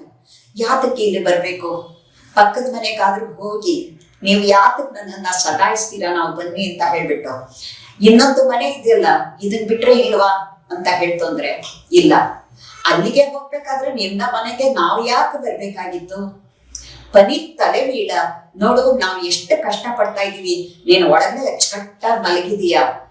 ಅಂತಹ ಸ್ವಭಾವದ ಅಣ್ಣನ ಒಂದು ಸ್ವಭಾವ ಒಂದಿಷ್ಟು ನಿನಗೆ ಇಲ್ವಲ್ಲ ಅಂತ ಆ ಗೋಪಿಯನ್ನ ಛೇಡಿಸುವ ಹಾಗೆ ಹೇಳಿ, ಪನಿ ತಲೆ ಬೀಳ, ನಿನ್ನ ಮನೆಗೆ ಬಂದಿದ್ದೀವಿ, ಮುಂದಕ್ಕೆ ಹೋದ್ರೆ ಇನ್ನೂ ಮಂಚಿನಲ್ಲಿ ನೀನು ಹೊರೆಯಲ್ಲಿ ನೀನು ಆ ಅನುಭವಿಸು ಅನ್ನುವ ರೀತಿಯಲ್ಲಿ ಹೇಳ್ತೀಯ. ಪನಿ ತಲೆ ಬೀಳ ಒಂದ್ ವಾಶಲ್ ಕಡೈಪತ್ತಿ ಅನ್ನುವುದಾಗಿ ಹೇಳ್ತಾರೆ. ಪನಿ ತಲೆ ಬೀಳ ಅನ್ನುವುದಕ್ಕಾಗಿ ಇಲ್ಲಿ ಹೇಳಿದಾಗ, ಅನಾದಿ ಕರ್ಮ ಪ್ರವಾಹ ಪ್ರವೃತ್ತಾಂ ಭಗವತ್ ಸ್ವರೂಪ ತಿರೋಧಾನಕರೀಂ ವಿಪರೀತ ಜ್ಞಾನ ಜನನೀಂ ಸ್ವವಿಷಯಾಶ್ಚ ಭೋಗ್ಯ ಬುದ್ಧೇರ್ಜನನೀಂ ಭೋಗ್ಯತ್ವೇನ ಸೂಕ್ಷ್ಮ ರೂಪೇಣ ಅವಸ್ಥಿತಾಂ ದೈವೀಂ ಗುಣಮಯೀಂ ಮಾಯಾಂ. ಹೀಗೆ ಹೇಳ್ತಾರೆ ಶರಣಾಗತಿ ಗದ್ಯದಲ್ಲಿ ರಾಮಾನುಜಾಚಾರ್ಯರು. ನಮಗೆ ಏನಪ್ಪಾ ಅಂದ್ರೆ, ಅನಾದಿ ಕಾಲ ಪ್ರವೃತ್ತ, ಇವತ್ತಿನದು ಅಲ್ಲ, ನಾಳೆದು ಅಲ್ಲ, ಎಷ್ಟು ಜನ್ಮ ಆಗಿದೆ ಅಂತ ಗೊತ್ತಿಲ್ಲ. ಜನ್ಮ ಆಗ್ತಾ ಇರೋದ್ರಿಂದ ಎಷ್ಟು ಅನಾದಿ ಕಾಲವಾದಂತಹ ಕರ್ಮ ಪ್ರವಾಹ ಅನ್ನುವುದು ಗೊತ್ತಿಲ್ಲ. ಈ ಕರ್ಮ ಪ್ರವಾಹದಲ್ಲಿ ನನ್ನ ಪರಿಸ್ಥಿತಿ ನೋಡು. ಭಗವತ್ ಸ್ವರೂಪ ತಿರೋಧಾನಕರಿ, ಭಗವತ್ ಸ್ವರೂಪವನ್ನ ತಿಳಿದುಕೊಳ್ಳುವುದಕ್ಕೆ ವಿಮುಖನಾಗಿರುವಂತಹ ಆ ಒಂದು ಸ್ವರೂಪವನ್ನಾಗಿ ಮಾಡಿಬಿಡುತ್ತೆ ಈ ಕರ್ಮ ಪ್ರವಾಹ ಅನ್ನುವುದನ್ನ ಮೊಟ್ಟ ಮೊದಲು ಹೇಳ್ತಾರೆ. ಆ ತಿರೋಧಾನಕರಿ ಅನ್ನೋದಾಗಿ ಹೇಳಿದಾಗ, ಭಗವತ್ ಸ್ವರೂಪವನ್ನ ಯಾವಾಗ ತಿಳಿದುಕೊಳ್ಳಿಲ್ವೋ ಆವಾಗ ಜ್ಞಾನ ಏನು, ವಿಪರೀತ ಜ್ಞಾನ ಜನನಿ. ಆ ಜ್ಞಾನದಲ್ಲಿ ಅಂತ ಹೇಳ್ಬೇಕಾದ್ರೆ ಸತ್ವಂ ಆತ್ಮನಿ ಸಂಜಾತಂ ಸ್ವಾಮಿತ್ವಂ ಬ್ರಹ್ಮಣೇ ಸ್ಥಿತಂ ಅಂತ ಹೇಳಿ, ಯಾವಾಗ ಸತ್ವ ಗುಣ ಅನ್ನುವುದು ಬರುತ್ತೋ ಆವಾಗ ಭಗವಂತನೇ ಸ್ವಾಮಿ ಅಂತ ಹೇಳ್ಬಿಟ್ಟು ಆ ಶೇಷತ್ವ ಸ್ವರೂಪ ನನಗೆ ಉಂಟಾಗುತ್ತೆ. ಅದು ಆಗ್ತಾ ಇಲ್ಲ. ಆದ್ದರಿಂದ ವಿಪರೀತ ಜ್ಞಾನ ಅಂದ್ರೆ ಏನಪ್ಪಾ ಅಂದ್ರೆ ನಾನೇ ಸ್ವಾಮಿ ಅನ್ನುವ ರೀತಿಯಲ್ಲಿ, ಅಹಂ ಭೋಗಿ, ನಾನೇ ಭೋಗಿ ಅನ್ನುವ ರೀತಿಯಲ್ಲಿ ನನ್ನ ಒಂದು ದೇಹವನ್ನ, ನನ್ನ ಒಂದು ಭವದಲ್ಲಿಯೇ ಸುತ್ತಾಡುವಂತಹ ಪ್ರವೃತ್ತಿಯಲ್ಲಿ ಅದು ನನ್ನನ್ನ ತಳ್ಳ ಹಾಕಬಿಡ್ತಾ ಇದೆ. ಅದರಿಂದ ವಿಪರೀತ ಜ್ಞಾನ ವಿಚಲನೆ, ಸ್ವವಿಷಯಾಶ್ಚ, ನನ್ನ ವಿಷಯದಲ್ಲೇ ಆಗ್ಲಿ, ಭೋಗ್ಯ ವಿಚಾರದಲ್ಲೇ ಆಗ್ಲಿ, ಭೋಗ್ಯ ಬುದ್ಧೇರ್ಜನನಿ, ದೇಹೇಂದ್ರಿಯತ್ವೇನ ದೇಹದ ವಿಚಾರದಲ್ಲಿ ಆಗಬಹುದು, ಇಂದ್ರಿಯಗಳ ವಿಚಾರದಲ್ಲಿ ಆಗಬಹುದು ಸ್ವಾಮಿ ಅಂತ ಹೇಳ್ಬಿಟ್ಟು ಇಲ್ಲಿ ಹೇಳ್ತಾ, ಭೋಗ್ಯತ್ವೇನ ಸೂಕ್ಷ್ಮ ರೂಪೇಣ ಚ, ಅದು ಸೂಕ್ಷ್ಮವಾಗಿ ನಮ್ಮನ್ನ ಅದು ಯಾವಾಗಲೂ ಸಹ ಬಸವಳಿಸ್ತಾನೇ ಇರುತ್ತೆ, ನಮ್ಮನ್ನು ಕಾಡ್ತಾನೆ ಇರುತ್ತೆ. ಹಾಗೆ ಇರುವಂತಹ ಒಂದು ಆ ಮಾಯೆಯಲ್ಲಿ ಸಿಲುಕೊಂಡ್ಬಿಟ್ಟಿನಿ. ದೇವಿಯಂ ಗುಣಮಯಿ, ಅದರಲ್ಲಿ ಮಾಯೆ ಅನ್ನೋಳು ಈ ಒಂದು ನಮ್ಮ ಜನ್ಮದಲ್ಲಿ ಸೇರಿದಾಗ ಅದರಿಂದ ನಮ್ಮನ್ನ ಬಿಡಿಸ್ಕೊಳ್ಳೋದಕ್ಕೂ ಸಾಧ್ಯವೇ ಇಲ್ಲದೆ ಇರುವಂತಹ ಪರಿಸ್ಥಿತಿಯಲ್ಲಿ ನಾನಿರುವಂತಹ ದಾಸಭೂತ. ಶರಣಾಗತೋಸ್ಮಿ ತವಾಸ್ಮಿ ದಾಸನ. ಭಗವಂತ ಹೇಳ್ತಾನೆ, ಇಷ್ಟೆಲ್ಲ ಇರ್ಬೇಕಂದ್ರೆ ನೀನ್ ಯಾವ ಒಂದು ಧೈರ್ಯದಿಂದ ನೀನ್ ಇದನ್ನ ಹೇಳ್ಕೊಂತ ಇದೀಯ ದಾಸಭೂತ ಅಂತ ಹೇಳ್ಬಿಟ್ಟು ಕೇಳಿದಾಗ, ಶರಣಾಗತೋಸ್ಮಿ, ನಿನ್ನ ಪಾದವನ್ನ ವಿಶ್ವಾಸವಿಟ್ಟು ಆಶ್ರಯಿಸಿರುವನಪ್ಪ ಅನ್ನುವುದಾಗಿ ಶರಣಾಗತೋಸ್ಮಿ ತವಾಸ್ಮಿ ದಾಸಃ, ನಿನ್ನ ಪಾದ ದಾಸ, ಪಾದ ಸೇವಕ ಅನ್ನುವುದಾಗಿ ಹೇಗೆ ಹೇಳ್ಕೊಳ್ತಾ ಇದ್ದಾರೋ ಹಾಗೆ ನಾವು ತಂಗಾಯ್ ನಚ್ಚಲ್ವನ್ ತಂಗಾಯ್ ಪನಿತ್ತಲೆ ಮೇಲ ನಿನ್ನ ವಾಶಲ್ ಕಡೆಪತ್ತಿ, ಅದಕ್ಕಾಗಿ ನಿನ್ನ ಒಂದು ಬಾಗಲನ್ನ ನಾವು ಹಿಡಿದುಕೊಂಡಿದ್ದೀವಿ, ಆಶ್ರಯಿಸಿದ್ದೀವಿ ಅಂತ ಹೇಳ್ತಾರೆ. ಅದೇ ಸ್ತೋತ್ರ ರತ್ನದಲ್ಲಿ ಆಳವಂತ ಹೇಳ್ತಾರೆ, ಅವಿವೇಕದನಾಂಗ ದಿಗ್ಮುಖೆ ಬಹುದಾ ಸಂತತ ದುಃಖ ವರ್ಷಿಣಿ ಭಗವನ್ ಭವದುರ್ಧಿನೇ ಪತಃ ಸ್ಖಲಿತಂ ಮಾ ಅವಲೋಕಯಾಚ್ಯುತ. ಅವಿವೇಕ ಘನಾಂಗ ದಿಗ್ಮುಖೆ, ದಿಕ್ಕುಗಳೇ ತಿಳಿದೇ ಇರುವ ಹಾಗೆ ಘನಾಂಧ ಆ ತುಂಬಾ ಕತ್ತಲೆಯಲ್ಲಿ ನಾನು ಸಿಟ್ಟುಕೊಂಡು ಬಿಟ್ಟಿದ್ದೀನಿ. ಬಹುದಾ ಸಂತತ ದುಃಖ ವರ್ಷಿಣಿ, ಅದಲ್ಲದೇನೆ ಮೇಲಿಂದ ದುಃಖದ ವರ್ಷ, ಆ ಮಳೆ ನನ್ನ ಮೇಲೆ ಸುರಿತಾನೇ ಇದೆ. ಮತ್ತೆ ಹೀಗಿರ್ಬೇಕಾದ್ರೆ ಭಗವನ್ ಷಡ್ಗುಣ ಪರಿಪೂರ್ಣನಾದಂತಹ ಸ್ವಾಮಿ, ಭವ ದುರ್ಧಿನೇ ಪತಃ, ಇವಾಗ ದಾರಿನೇ ಕಾಣಿಸ್ತಾ ಇಲ್ಲ ನನಗೆ. ಮಾಂ ಅವಲೋಕಯಾಚ್ಯುತ, ನನ್ನ ಒಂದು ಪರಿಸ್ಥಿತಿಯನ್ನ ನೀನು ಅವಲೋಕನೆಯನ್ನ ಮಾಡ್ತಾ ಇದ್ರೆ ಹೇಗೆ ಅನ್ನೋದಾಗಿ ಹೇಗೆ ಹೇಳಿದ್ರೋ ಹಾಗೆ ನೀನು ಆ ಭಗವಂತನ ಒಂದು ಆ ಅನುಸರಿಸಿರುವಂತಹ ಸಹೋದರನ ತಂಗಿಯಾಗಿರುವಂತಹ ನೀನು ನಚ್ಚಲ್ವನ್ ತಂಗಾಯ್, ನಿನಗೆ ಒಂದು ಸ್ವಲ್ಪನಾದ್ರೂ ಕನಿಕರ ಇಲ್ವಾ? ಪನಿತ್ತಲೆ ಮೇಲ ನಿನ್ ವಾಶಲ್ ಕಡೆ ಪತ್ತಿ ಶಿನತ್ತಿನಾಳ್ತೆ ನಿಲಂಗೈ ಕೋಮಾನೆ ಚೆದ್ದ. ಇಲ್ಲಿ ಹೇಳ್ತಾರೆ, ಇವಾಗ ಯಾತಕ್ಕಾಗಿ ಇವಳಿಗೆ ಹೇಳ್ತಾ ಇಲ್ಲ ಅಂತ ಹೇಳ್ತು ಅಂದ್ರೆ, ಈ ಪೆರಿಯಾಳ್ವ ಒಂದು ವಿಚಾರವನ್ನ ಹೇಳ್ತಾರೆ. ಈ ಗೋಪಿಗೆ ಆಗುವವಳು ಒಂದು ಆ ಭಗವಂತನ ಸಂಶ್ಲೇಷದಲ್ಲಿ ಒಂದು ರೀತಿಯಲ್ಲಿ ಸಂತೋಷವಾಗಿರ್ತಾಳೆ, ಅವಳ ವಿರಹದಲ್ಲಿ ದುಃಖವಾಗಿರ್ತಾಳೆ. ಇವಾಗ ಕೃಷ್ಣನ ವಿಶ್ಲೇಷಣೆಯೊಳಗೆ ಆಗಿದೆಯೋ ಏನೋ, ಅದಕ್ಕಾಗಿ ಆ ನಮ್ಮಾಳ್ವಾರರು ಒಂದು ವಿಚಾರವನ್ನ ತೆಗಿತಾರೆ. ಇವಳು ಯಾವುದೋ ಒಂದು ಕೋಗಿಲೆಯನ್ನೋ ಗಿಳಿಯನ್ನೋ ಬೆಳೆಸುತ್ತಾಳಂತೆ. ಬೆಳೆಸಿದಾಗ ಅವಳಿಗೆ ಏನ್ ಮಾಡುತ್ತೆ ಅಂತ ಹೇಳ್ತು ಅಂದ್ರೆ, ಸಂಶ್ಲೇಷವಾದಾಗ ನೀನು ಕೃಷ್ಣನ ನಾಮವನ್ನ ಹೇಳು, ವಿಶ್ಲೇಷವಾದಾಗ ರಾಮನ ಒಂದು ಮಾತನ್ನ ಹೇಳು ಅಂತ ಹೇಳು. ಆದ್ರೆ ಕೃಷ್ಣನ ಒಂದು ಬರಿವಿಕೆಗೆ ಕಾಯ್ತಾ ಕಾಯ್ತಾ ಕಾಯ್ತಾ ಕೃಷ್ಣ ಯಾವಾಗ ಬರುವುದಿಲ್ಲೋ ಆ ವಿರಹ ವೇದನೆಯಲ್ಲಿ ಇವಳಿಗಿದ್ದಾಗ ಇವಳನ್ನ ನೋಡ್ಬಿಟ್ಟು ಆ ಗಿಣಿ ಮರ್ತೋಯ್ತು.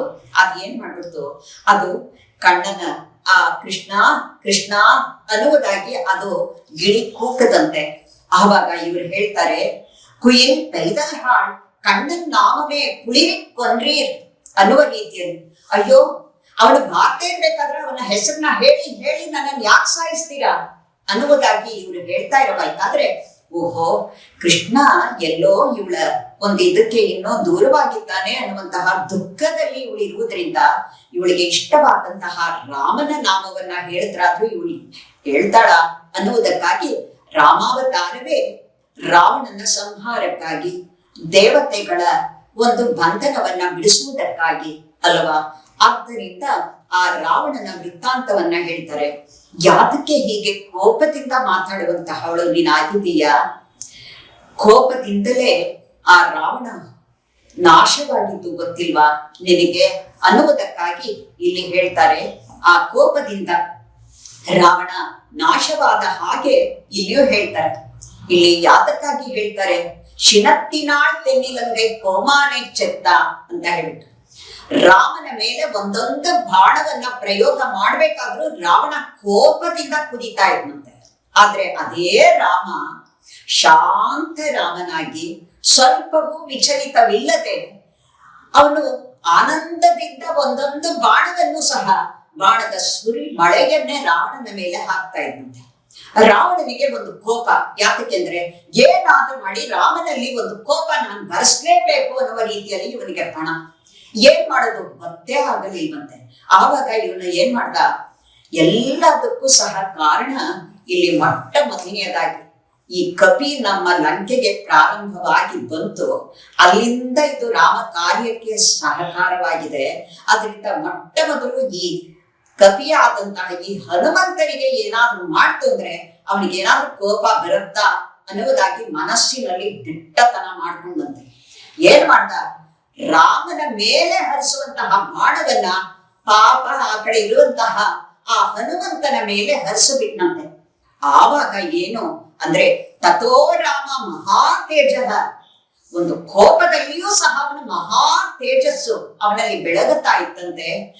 ರಾವಣೇನ ಕೃತಂ ವ್ರಣಂ, ಆವಾಗ ಏನು ರಾವಣೇನ ಕೃತಂ ವ್ರಣಂ, ಅವನಿಂದ ಆದಂತಹ ಗಾಯ ಯಾರಿಗೆ?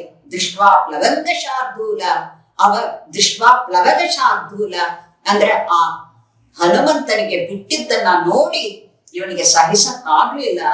ಕೋಪಸ್ಯ ವಶಮೇಯಿನ, ಆ ಕೋಪವನ್ನ ತನ್ನ ವಶವನ್ನ ಮಾಡ್ಕೊಂಡಂತೆ.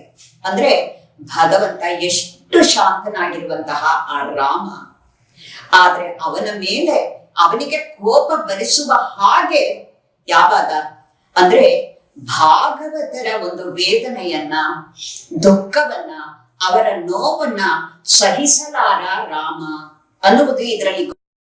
ಅದರಿಂದ ತಕ್ಷಣ ಶಿನತ್ತಿನಾಳ್ ತೆನ್ನಿಲಂಗೈ ಕೋಮಾನೆ ಚೆತ್ತ ಮನತ್ತಕ್ಕಿನಿಯಾನೆ ಪಾಡವಂ ಅಂತ ಹೇಳ್ತಾರೆ. ಇಲ್ಲಿ ಆ ರೀತಿಯಲ್ಲಿ ಒಬ್ಬ ಭಾಗವತನಿಗೆ, ಒಬ್ಬ ಭಕ್ತನ ನೋವನ್ನ ಸಹಿಸಲಾರದಂತಹ ರಾಮನ ಗುಣವನ್ನ ಮನತ್ತಕ್ಕಿನಿಯಾನೆ, ನಿನಗೂ ಸಹ ಮನಸ್ಸಿಗೆ ಅವನು ಪ್ರಿಯ ತಾನೆ, ನಿನ್ನ ಮನಸ್ಸಿಗೂ ಪ್ರಿಯನಾಗಿರುವಂತಹ ಆ ರಾಮನನ್ನ ಹಾಡೋದಕ್ಕಾದ್ರೂ ನೀನು ಬಾ ಅನ್ನುವುದಾಗಿ ಇಲ್ಲಿ ಕರೀತಾರೆ. ಹಾಗೆ ಅವಳನ್ನ ಶಿನತ್ತಿನಾಳ್ತೆ ಮೇಲಂಗೈ ಕೋಮಾನೆ ಚೆತ್ತ ಮನತ್ತಕ್ಕಿನಿಯಾನೆ ಪಾಡவும் ನೀ ವಾಯ್ತಿರುವ ಇನಿತ್ತಾನ್ ಎಳಂತೀರಾಯ್. ಈಗಲಾದ್ರೂ ನೀನ್ ಹೇಳ್ಬೇಕಲ್ಲ, ಯಾತಕ್ಕಿದ್ದಿಲ್ಲ? ಇದನ್ನ ಪೇರು ರಕ್ಕಂ, ಈ ಒಂದು ನಿದ್ದೆಗೆ ಕಾರಣವೇನು? ಅನೈತಿಲ್ಲ ತಾರಮರಿಂದ ಒಬ್ಬ ಹೆಣ್ಣು ಹುಡುಗಿಯನ್ನ ಎಬ್ಬಿಸುವುದು ಊರೆಲ್ಲ ತಿಳಿಯಬೇಕೆ? ಇದು ನಗುಪಾಟಲಾಗುವುದಿಲ್ವಾ? ಅನೈತಿಲ್ಲ ತಾರಂ ಅರಿಂದು ಊರ್ನವ್ರು ಎಲ್ಲ ಕೇಳಿಸುವುದಕ್ಕೆ, ನಿನ್ನನ್ನ ಅಪಹಾಸ್ಯ ಮಾಡುವುದಕ್ಕೆ ನಗೆಪಾಟಲಾಗಬೇಡ. ನೀನು ತಕ್ಷಣ ನಮ್ಮ ಒಂದು ಆ ಗೋಷ್ಠಿಯಲ್ಲಿ, ತಿರುಪಾವೆ ಗೋಷ್ಠಿಯಲ್ಲಿ ಒಂದು ಆಗಿ ಬಾ ಅನ್ನುವುದಾಗಿ ಒಂದು ಮೇಲ್ನೋಟದ ಒಂದು ಅರ್ಥವನ್ನ ಇಲ್ಲಿ ಹೇಳ್ತಾರೆ. ಇಲ್ಲಿ ಮುಖ್ಯವಾಗಿ ಕನೈತಿಳಂ ಕತ್ತರುಮೈ ಕನ್ನಕ್ಕೆ ಇರಂಗಿ ನಿನೈತ್ತು ಮುಲೆವಳಿಗೆ ಅಂತ ಹೇಳಿದಾಗ ಇಲ್ಲಿ ಹೇಳ್ತಾರೆ, ಪ್ರಾಪ್ತಿக்கு ಉಪಾಯಂ ಅವನ್ ನಿನೈದು. ಅವನನ್ನ ಪಡೆಯಬೇಕಾದ್ರೆ ನಮಗೆ ನಾವು ನೆನೆಯುವುದಕ್ಕಿಂತ ನಮ್ಮನ್ನ ಅವನು ನೆನೆಯುವುದು ಬಹಳವಾಗಿ ಮುಖ್ಯ ಅನ್ನುವುದಾಗಿ ಹೇಳ್ತಾರೆ. ಶ್ರೀವಚನ ಭೂಷಣದಲ್ಲಿ ಬಹಳ ಒಳ್ಳೆಯದಾದ ಸೂತ್ರ ಇದು. ಅವನ್ ನಿನೈದು, ಇದನ್ನ ಯಾತಕ್ಕಾಗಿ ಹೇಳ್ತಾರೆ ಅನ್ನುವುದನ್ನ ನಾವು ನೋಡಿದಾಗ, ಆಳ್ವಾರುಗಳ ಭಾಷಣದಲ್ಲಿ ಹೇಳ್ತೀವಿ. ಏನಪ್ಪಾ ಅಂದ್ರೆ ತಿರುಮಂಗೈ ಆಳ್ವಾರ್ ಹೇಳ್ತಾರೆ, சொல்லு உன் தாழ்மையந்த இவளே உன் மனத்தால் எண்ணினைந்திருந்தாயே இடவெந்த எந்த பிராನೆ. ಕೋಳೆಯಂಗಣ್ಣಿ ಕೊಲ್ಲಿಯಂ ಪಾವೆ ಎಷ್ಟೆಲ್ಲ ತನ್ನ ಮಗಳ ಬಗ್ಗೆ ತಾಯಿಯ ಒಂದು ಭಾವದಲ್ಲಿ, ನಾಯಕಿಯ ಭಾವದಲ್ಲಿ ಇಡವೆಂದೆ ಅಂದ್ರೆ ವರಾಹಸ್ವಾಮಿ ದಿವ್ಯಕ್ಷೇತ್ರ ಅವನನ್ನ ಪ್ರಶ್ನೆಯನ್ನ ಮಾಡ್ತಾರೆ. ಅವನು ನಿತ್ಯ ಕಲ್ಯಾಣ ಮೂರ್ತಿ, ನಿತ್ಯ ಕಲ್ಯಾಣ ಮೂರ್ತಿ ಅಂತ ಹೆಸರು ಬಂದಿದೆ, ಆದ್ರೆ ನನ್ನ ಮಗಳ ಬಗ್ಗೆ ಏನ್ ಮಾಡ್ತಾ ಇದೀಯಾ, ಅವಳು ಎಂಥವಳು ನೋಡು.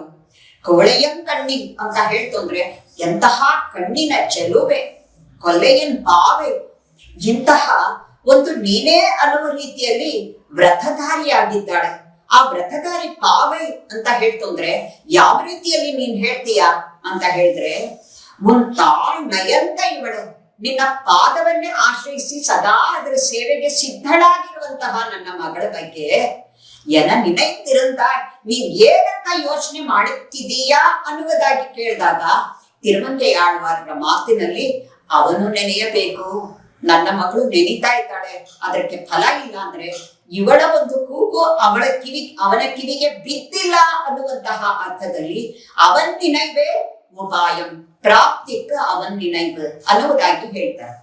ಇದೇ ರೀತಿ ತಿರುವಾಯ್ಮೊಳಿಯಲ್ಲಿ ನಮ್ಮಾಳ್ವಾರರ ವಿಚಾರ ಬಂದಾಗ, ಇವಳು ತಿರುತ್ತೆನ್ ಚಿಂತಿತ್ತಾಯೆ, ಇವಳ ಬಗ್ಗೆ ನಿನ್ಗೆ ಏನ್ ಮಾತಾಡ್ತಾ ಇದೀಯ. ಪರಾಂಕುಶ ನಾಯಕಿ ಅವಳ ಶ್ರೀರಂಗನಾಥನ ಮುಂದೆ ತಾಯಿಯಾದವಳು ಹಾಕೊಂಡಿದ್ದಾಳೆ. ಅಯ್ಯೋ ನೋಡು, ಕಂಗುಲಂ ಪಹಲಂ ಕಣ್ತುಯಿಲ್ ಅರಿಯಾಳ್, ಹಗಲು ರಾತ್ರಿ ಅನ್ನೋದನ್ನ ನಿದ್ರೆ ಅನ್ನೋದೇ ಬಿಟ್ಬಿಟ್ಟಿದ್ದಾಳಲ್ಲಪ್ಪ ಇವಳು. ಅವಳ ಕಣ್ಣಲ್ಲಿ ಸದಾ ನೀರು ಹರಿತಾ ಇದೆ. ಶಂಕರಂಗಳಿದ್ರು ಕೈ ಕೂಪಂ ತಾಮರೆ ಕಣ್ ಎದ್ರೇ ತಡವು. ಇಷ್ಟೆಲ್ಲ ಹೇಳುವಂತಹ ನನ್ನ ಮಗಳ ಬಗ್ಗೆ ನೀನ್ ಏನ್ ಮಾಡ್ತಾ ಇದೀಯಾ ಅನ್ನುವ ಹಾಗೆ ಕೇಳಿದಾಗ ಅದೇ ಭಾಷೆಯಲ್ಲಿ ಮುಂದೆ ಬರುತ್ತೆ, ಅಡಿ ಅಡೆಯಾದಾಳ್ ಪೋಲ್ ಇವಳ್ ಅಣುಹಿ ಅಡೆಯುತ್ತನಾಳ್ ಮುಹಿಲ್ ಬಣ್ಣ ನಡಿಯೇ ಅಂತ ಹೇಳಿ, ಅಡಿ ಅಡೆಯಾದಾಳ್ ಪೋಲ್, ಇನ್ನೂ ಆ ಭಗವಂತನ ಪಾದ ಸಿಕ್ಕಿಲ್ವಲ್ಲ ಅನ್ನುವ ರೀತಿಯಲ್ಲಿ ಆ ಭಗವಂತನ ಹತ್ತಿರ ಹೋಗಿ ಅಡೆಯುತ್ತಳ್ ಮುಹಿಲ್ವಣ್ಣನ್ ಅಂತ ಹೇಳಿದ್ರೆ ನೀಲಮೇಘ ಶ್ಯಾಮ. ಯಾತಕ್ಕಾಗಿ ಮುಹಿಲ್ವಣ್ಣ ನಡಿಯೇ ಅಂತ ಹೇಳ್ತು ಅಂದ್ರೆ ಆ ಮುಗಿಲಿಗೆ, ಆ ಮೋಡಕ್ಕೆ ಒಂದು ಉದಾರವಾದಂತಹ ಭಾವ ಇದೆ.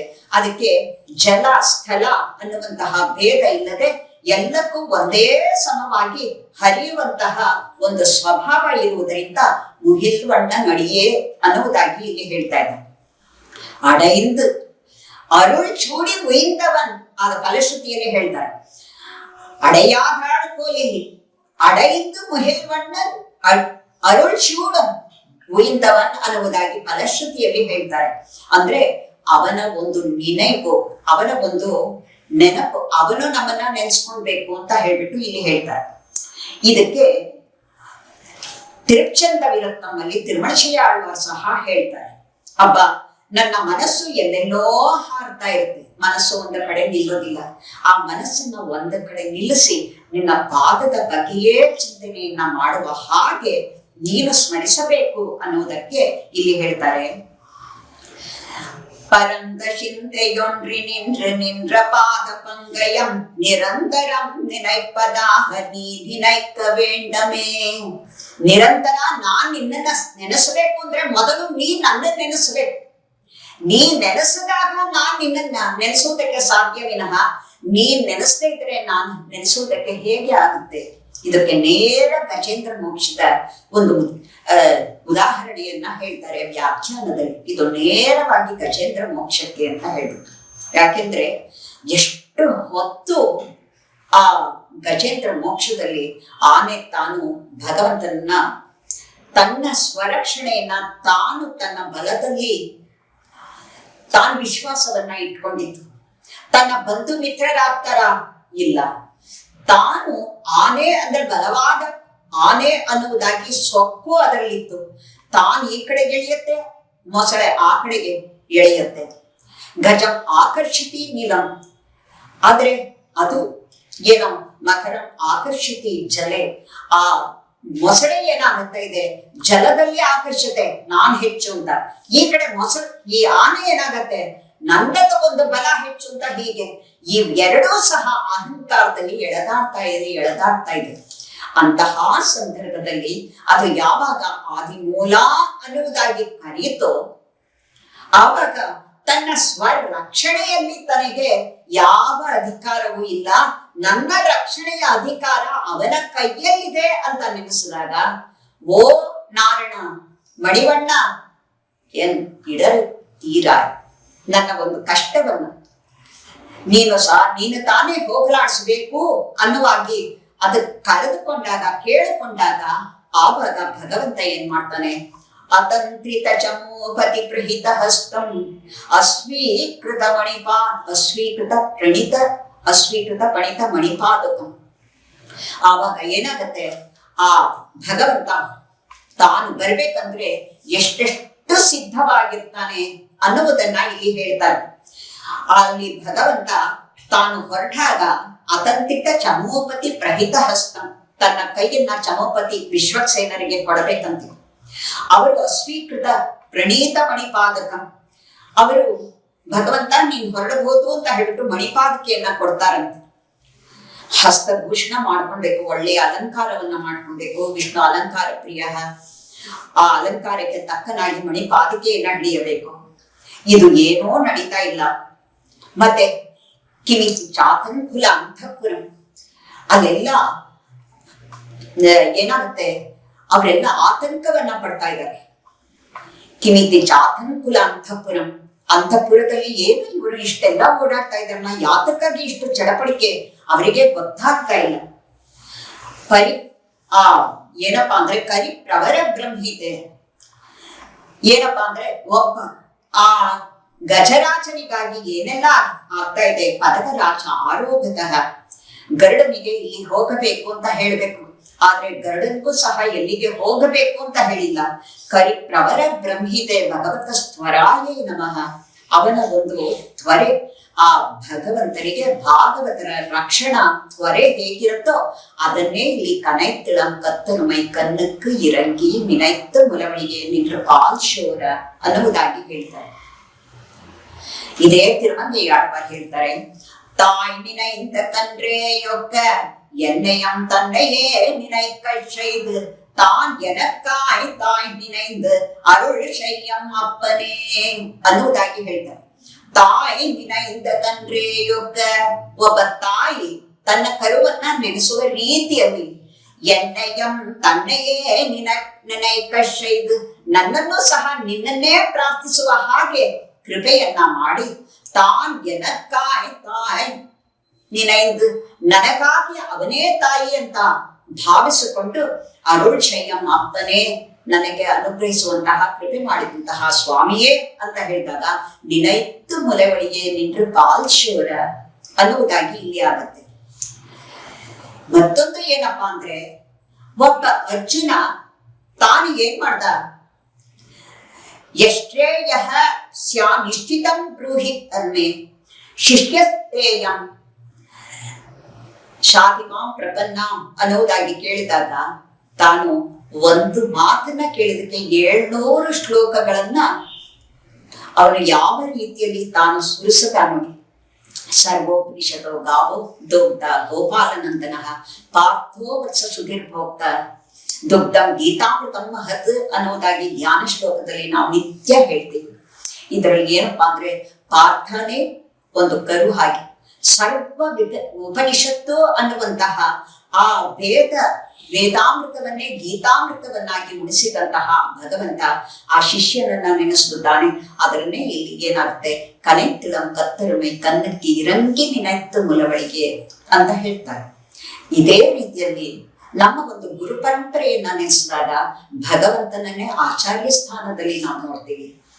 ಭಗವಂತ ಏನ್ ಮಾಡ್ದ, ತನ್ನ ಒಂದು ಆ ಪ್ರಾಪ್ತಿಗೆ ಅವನೇ ಅನ್ನುವುದನ್ನ ತೋರಿಸ್ಕೊಳ್ಳುವುದಕ್ಕಾಗಿ ಮೊಟ್ಟ ಮೊದಲು ಮಹಾಲಕ್ಷ್ಮಿಗೆ ವೈಕುಂಠದಲ್ಲಿ ದ್ವಯಮಂತ್ರವನ್ನ ಉಪದೇಶ ಮಾಡ್ದ. ಅದರಿಂದ ಲಕ್ಷ್ಮೀನಾಥ ಸಮಾರಂಭ, ಆ ಲಕ್ಷ್ಮಿಗೆ ಉಪದೇಶವನ್ನ ಮಾಡಿದ್ರು. ಲಕ್ಷ್ಮಿ ವಿಶ್ವಕ್ಸೇನರಿಗೆ ತಾನು ಮಾಡ್ತಾಳೆ, ವಿಶ್ವಕ್ಸೇನರು ನಮ್ಮಾಳ್ವಾರರಿಗೆ ಮಾಡ್ತಾರೆ. ಹಾಗೆ ಗುರುಪರಂಪರೆಯ ರೀತಿಯಲ್ಲಿ ಆ ನಮ್ಮಾಳ್ವಾರರಿಂದ ಮಧುರಕವಿಗಳಿಂದ ನಾಥಮುನಿಗಳು, ಉಯ್ಯಕ್ಕೊಂಡಾರಿಂದ ಆಳವಂದಾರಿಂದ ಮಣಕಾಳ್ನಂಬಿಯಿಂದ ಆಳವಂದಾರರಿಂದ ಆ ಪಂಚಾಚಾರ್ಯರಾಗಿ ರಾಮಾಂಜರಿಗೆ ಬರ್ತಾರೆ. ಹೀಗೆ ರಾಮಾಂಜರಿಂದ ಮನವಾಳ ಮಾಮುನಿಗಳವರೆಗೂ ಸಹ ಆ ಪರಂಪರೆ ಹರಿದು ಬರುತ್ತೆ ನೋಡಿ. ಒಂದಲ್ಲ ಎರಡಲ್ಲ, ರಾಮಾಂಜಾಚಾರ್ಯರೇ ನಚ್ಚಲ್ವಂತಂಗಾಯಿ ಅಂತ ಹೇಳ್ಬಿಟ್ಟು ಆ ಗುರು ಪರಂಪರೆಯನ್ನ 74 ಸಿಂಹಾಸನಾಧಿಪತಿಗಳನ್ನ ನಿರ್ವಹಿಸಿ ಅವರಿಗೆ ಎಲ್ಲ ಈ ಆಚಾರ್ಯ ಕೊಟ್ಟು ಈ ಒಂದು ಆ ದ್ವಯ ಪರಂಪರೆ ಏನಿದೆಯೋ ಅದು ಗುರು ಪರಂಪರೆಯಾಗಿ ಬರಬೇಕು ಅನ್ನೋದನ್ನ ಮಾಡಿದ್ರಲ್ಲ, ಅದನ್ನ ಮೊಟ್ಟ ಮೊದಲು ಅವನು ಮಹಾಲಕ್ಷ್ಮಿಗೆ ಹೇಳಿದ್ದು ವೈಕುಂಠದಲ್ಲಿತ್ತಲ್ಲ.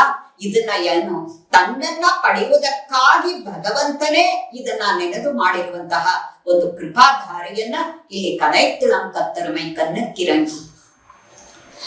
ಇದನ್ನೇ ನಾವು ಆಚಾರ್ಯರ ವಿಚಾರದಲ್ಲಿ ನೋಡಿದಾಗ ಆ ಇಬ್ಬರ ಸೇರ್ತಿಯಲ್ಲಿ ರಾಮಾನುಜಾಚಾರ್ಯರು ಒಂದು ಕಡೆ ನಮ್ಮಂತಹವನ್ನ ಸಂಸಾರಿಗಳನ್ನ ನೋಡ್ತಾರೆ, ಇನ್ನೊಂದು ಕಡೆ ದೈವತಂ ದಂಪತಿನಃ ಅನ್ನುವರದಾಗಿ ರಂಗನಾಯಕಿ ಸಮೇತನಾದಂತಹ ರಂಗನಾಥನನ್ನ ನೋಡಿದಾಗ ಇದು ಸರಿ, ಇವತ್ತು ಇಬ್ಬರಿಗೂ ಸಹ ಘಟಕ ಸ್ವರೂಪಿಯಾಗಿದ್ದು ಶರಣಾಗತಿಯನ್ನ ಪ್ರಾರ್ಥಿಸಬೇಕು ಅಂತ ಹೇಳ್ಬಿಟ್ಟು ಆ ಪಂಗುನಿಯ ಉತ್ತರೆಯ ದಿನ ರಂಗನಾಯಕಿಯ ಆ ಹುಟ್ಟು ಹಬ್ಬದ ದಿನದಲ್ಲಿ ಆ ಸೇರ್ತಿಯಲ್ಲಿ ಭಗವಂತನ ಮನಸ್ಸನ್ನ ಅರಿತಂತಹ ಅವನ ಆನಂದವನ್ನ ನೋಡಿ ನಮ್ಮನ್ನೆಲ್ಲ ಅವರಿಗೆ ಒಪ್ಪಿಸಬೇಕು ಅನ್ನುವುದಕ್ಕಾಗಿ ಎಲ್ಲರ ಪರವಾಗಿ ಅವರು ಶರಣಾಗತಿಯನ್ನ ಅವತ್ತು ಹೇಳಿದಾಗ ಗದ್ಯತ್ರಯ ಅವತಾರವಾಗಿದ್ದು ಯಾತಕ್ಕಾಗಿ? ನಿನೈತ್ತು ಮೊಲವಳಿಗೆ ನಮ್ಮನ್ನ ನೆನೆಸ್ಕೊಂಡ ಆ ಗದ್ಯತ್ರಯವ ಅವತಾರ ಆಯ್ತಲ್ಲ.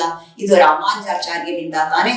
ಕಾರೇ ಕರ್ಣೆ ರಾಮಾಂಜ ಇಕ್ಕಡದ ಇಡತ್ತಿಲ್ಲ ಆರೇರಿಗುವೆ ನಿನ್ನ ರುಳಿನ್ ತನ್ಮೈ ಅನ್ನುವುದಾಗಿ ತಿರುವರಂಗ ತಮದನ್ನಾರ್ ಹಾಡುವುದಕ್ಕೂ ಸಹ ನಿನೈತ್ತು ಮೊಲವಳಿಗೆ ನಿನ್ನ ಪಾಲ್ಶೂರ.